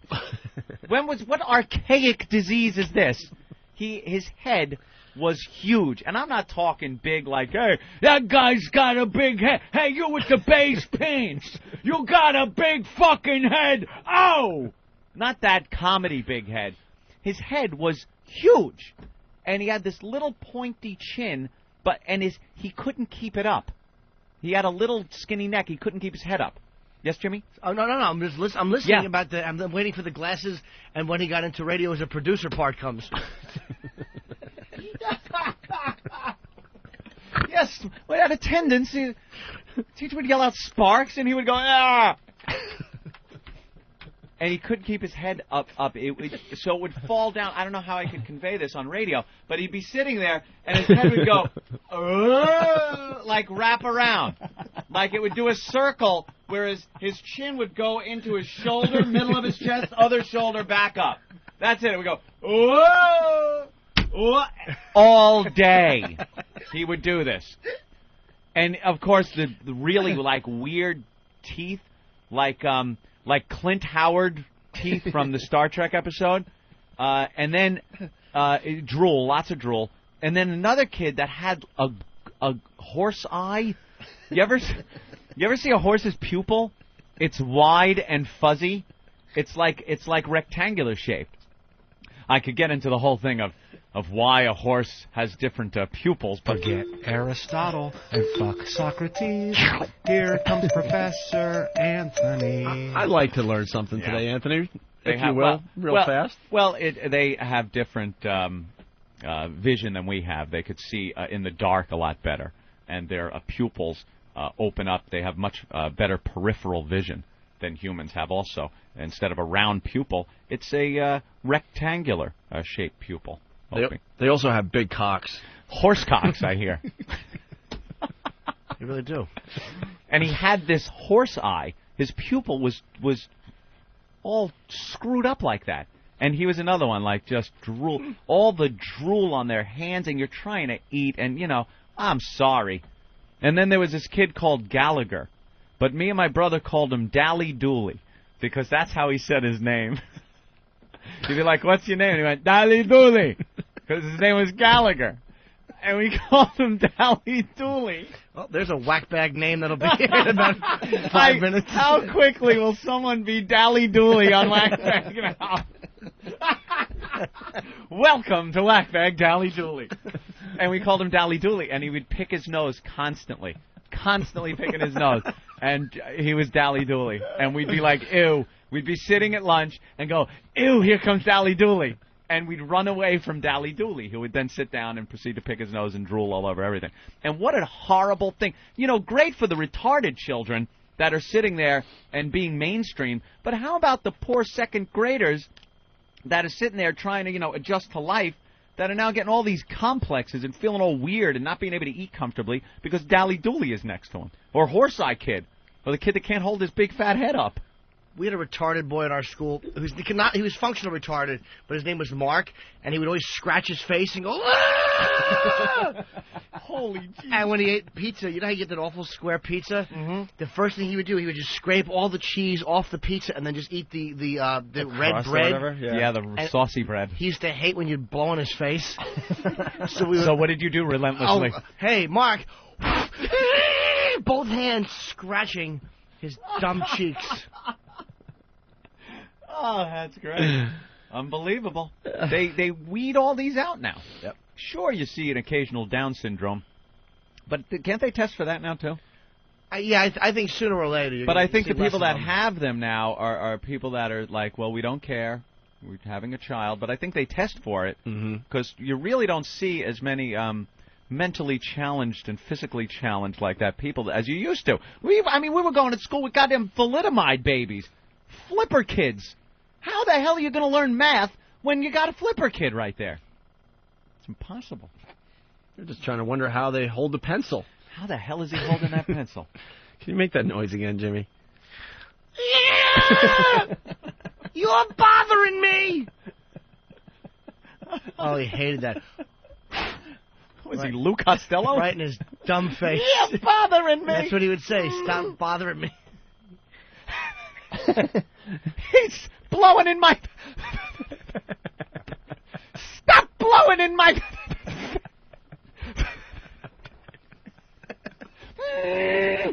Abbott! He's... Here comes Dally Dooley Abbott. Dally...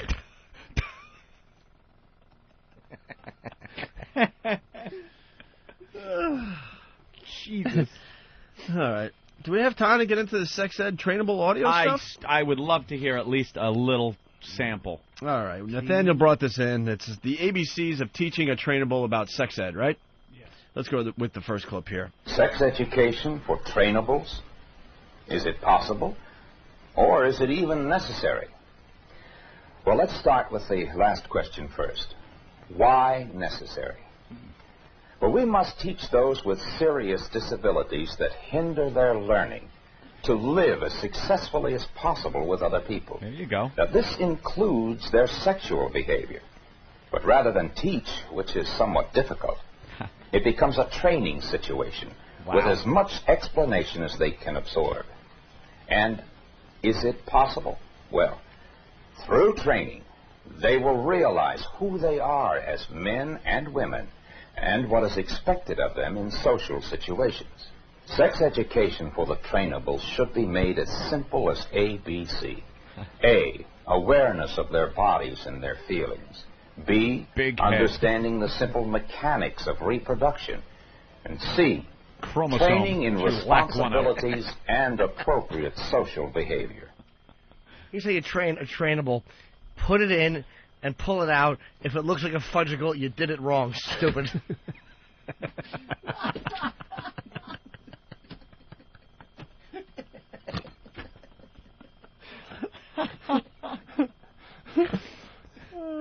Was that horrible? Let me move right on to the next track. Yeah, let's give it a listen. So let's start with A. What should they learn about their bodies? As much as they can. Now, the ideal situation is a one-to-one basis. But if this is not possible, the group should be kept very small and include only those who will pay attention. Those who teach must do some special examination of how they themselves feel about sex. That's great. Only those who will pay attention. The rest should be executed. Turn them over to Dr. Mengele and allow him to learn what he can. The boxcar pulls up to a thumbs up or a thumbs down. Wow. Yeah. Well, that was the beginnings of the whole thing. Not, maybe not very sympathetic, but I guess it paved the way, Opie. Well, this next track, it's just priceless. Room full of genetic embarrassments. Penis. Say penis. Penis. Louder. Penis. Give me another word for penis. Prick. Prick. Peter. Daddy's snack. Rod. Dick. Dick. Prick. Prick. We've got it. Me. What? Me? Ding dong. Ding dong. Ding dong. Juan. Right on. Wiener. Wiener. Talking about and using sexual terminology is difficult for many people because of the guilt and embarrassment from our heritage. Guilt and embarrassment of the kids? Prick, prick, Peter, cock, rod, dick, meat, ding dong, wand, wiener, tool, joint. All right. Wasn't that the last XM meeting we were at in Washington? Sounds like it. Wow. They should be reciting that in a room that they're expecting a shower to come out of, and little pellets. Ding dong, wiener. Oh, God. Oh, man. It's amazing. Ding dong. Just one lousy chromosome. Sandy, we're going to talk again about the parts of your body, okay? And the fact that a girl has 3 holes between her legs. Yeah. 3. How many, Sandy? All right. But I was Major Nelson, but 3 holes. 3. Stop with that third hole. It's just 2. What can that third one do for me? Right. Nothing. Exactly. What is the third one? Pee-pee. You like the third one the best, There's you only idiot. 2 holes, all right? I know. That third one, they took it. Come on. It's like, It's a hole within a hole. Yeah, Who's counting? 1 hole and 2 snack dispensers.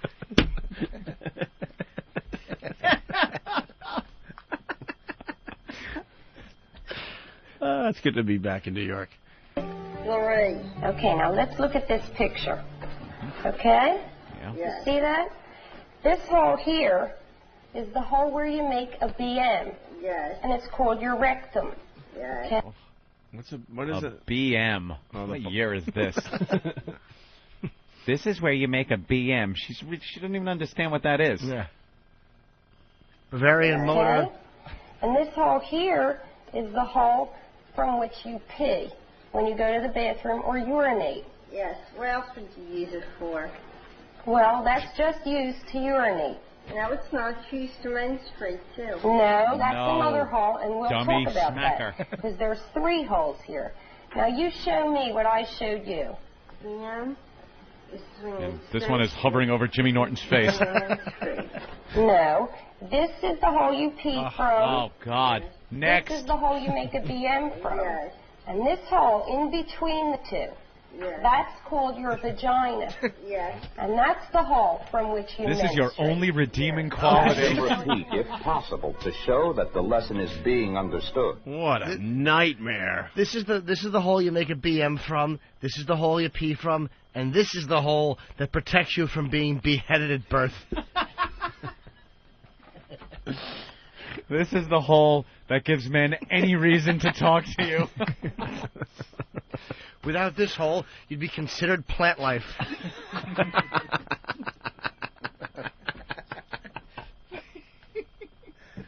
Oh, is that awful? Oh, and she wasn't getting it. It's 3 holes. And the teacher She lost can't her. get it. The teacher lost her voice. Oh, what a nightmare for the this teacher. might not menstruate. No, you idiot.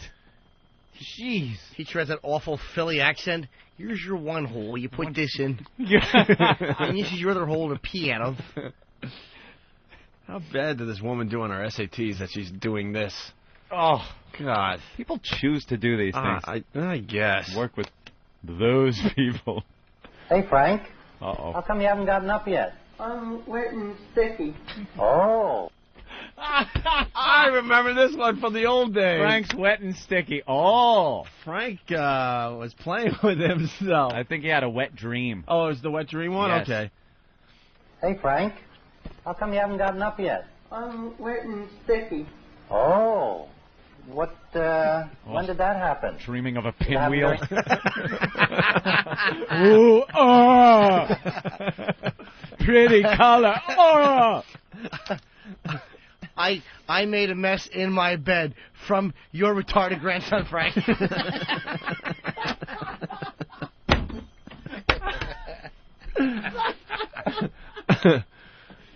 Oh. Hey, Frank. How come you haven't gotten up yet? I'm wet and sticky. Oh. What, when did that happen? Did it happen during the night? Or After did I it just choked happen the now? cat. You know? I set a fire in a warehouse. If you're sticky, maybe it was a wet dream.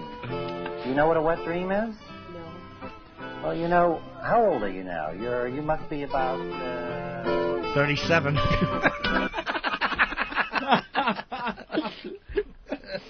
Oh. God damn. Oh, there's an Oh.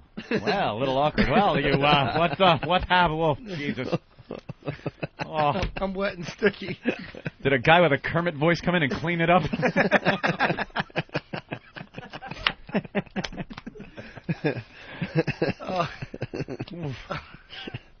It's really awful. He wants to help the kid out. Of course he does. You hear something like that, you just pretend you didn't hear it, and you just keep walking. It's someone else's problem. Yeah, exactly. All right. Have fun. Right. Checking on you later. Fuck yeah, Fuck man. that. Colorful little smoothie. I made a smoothie in my bed. Wet and sticky. How much time we have left in the show? That's it? Toolbag from New Orleans calls him old spermy legs. Great. All right, let's see if we get through at least this one here. Wholehearted. What the hell is that? The counselor shows a calm, accepting approach to this boy who has just had a wet dream. There is no scolding or recrimination. The boy is not frightened, and there is no reason for him to feel guilty. Frank, I'm sure you understand now just what happened, and that this is probably going to happen quite a few times more, like it does to everybody else, and it's quite normal, right? I think the best thing we can do now is to show you how to clean it up. Okay? Okay.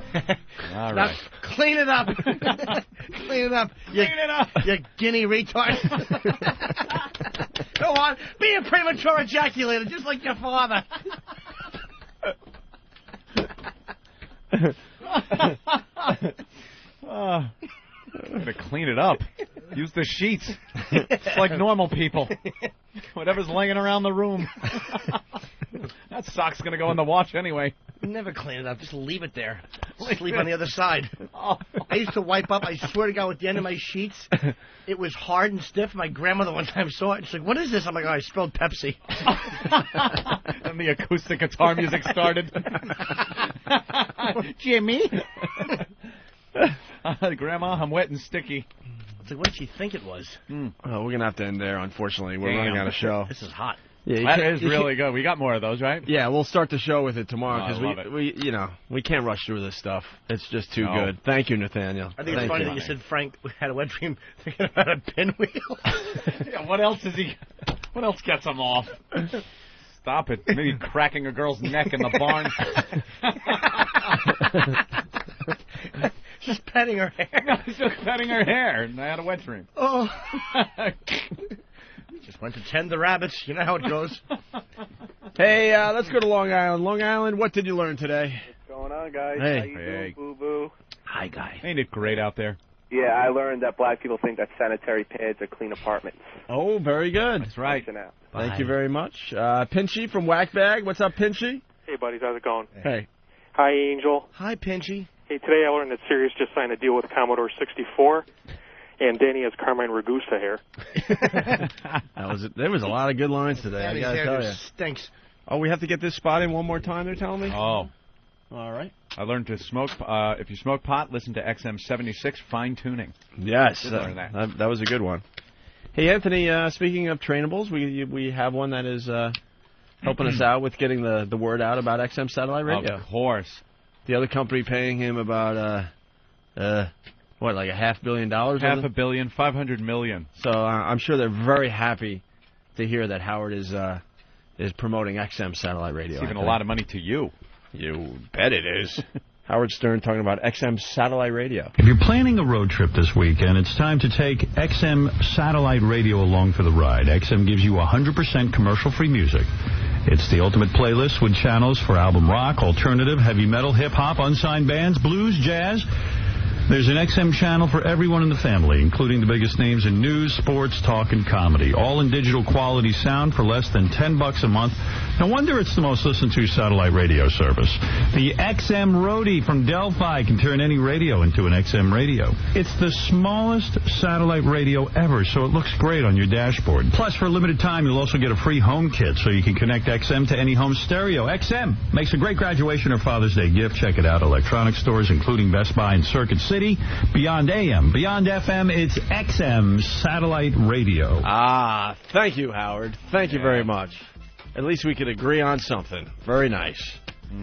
Oh, that's the end of show music, huh? I learned one side is white, one side is blue. That's from Dally Dooley. Dally Dooley. God, you know something? I hadn't thought about Dally Dooley in years and years and years. That's one thing. And I'm just talking about it. The name came back to me. That's one thing I love about this show. It just reminds you of stuff that you thought you forgot about Dude, years 10 ago. years of radio. I never talked about Dally Dooley. I know. It's great. Dally Dooley. Cody from Buffalo. I learned the inside of a retard's pad smells like Indonesia 2 weeks after the tsunami. Let's see. Chris from Chicago, I learned today retards don't like blood in their pants and Jimmy blowing in their face. No. Ben from Cleveland, I learned today that you can wait until the last hour to actually start the show. We had a lot of good stuff today. I'll say we did, Ben. I'll say. I got to defend that one. You bet. There are 6 versions of Dolly Dooley on Whackbag right now. Wow, already. Nice. Nick, what did you learn on the program? I learned Stern's a total whore. Whore? All right, and Harv from New Orleans. Nolans. Hey, that gal doing the three-hole lecture sounded just like Dr. Patty. Almost made me run into a tree. Yeah, that was some funny stuff, man. No, that's the second hole. That's the one that you use for a BM. Andy from New Mexico? Yeah, I learned that BM stands for bowel movement, and in Jimmy's case, it probably stands for reserved for big mule. Oh. Program complete.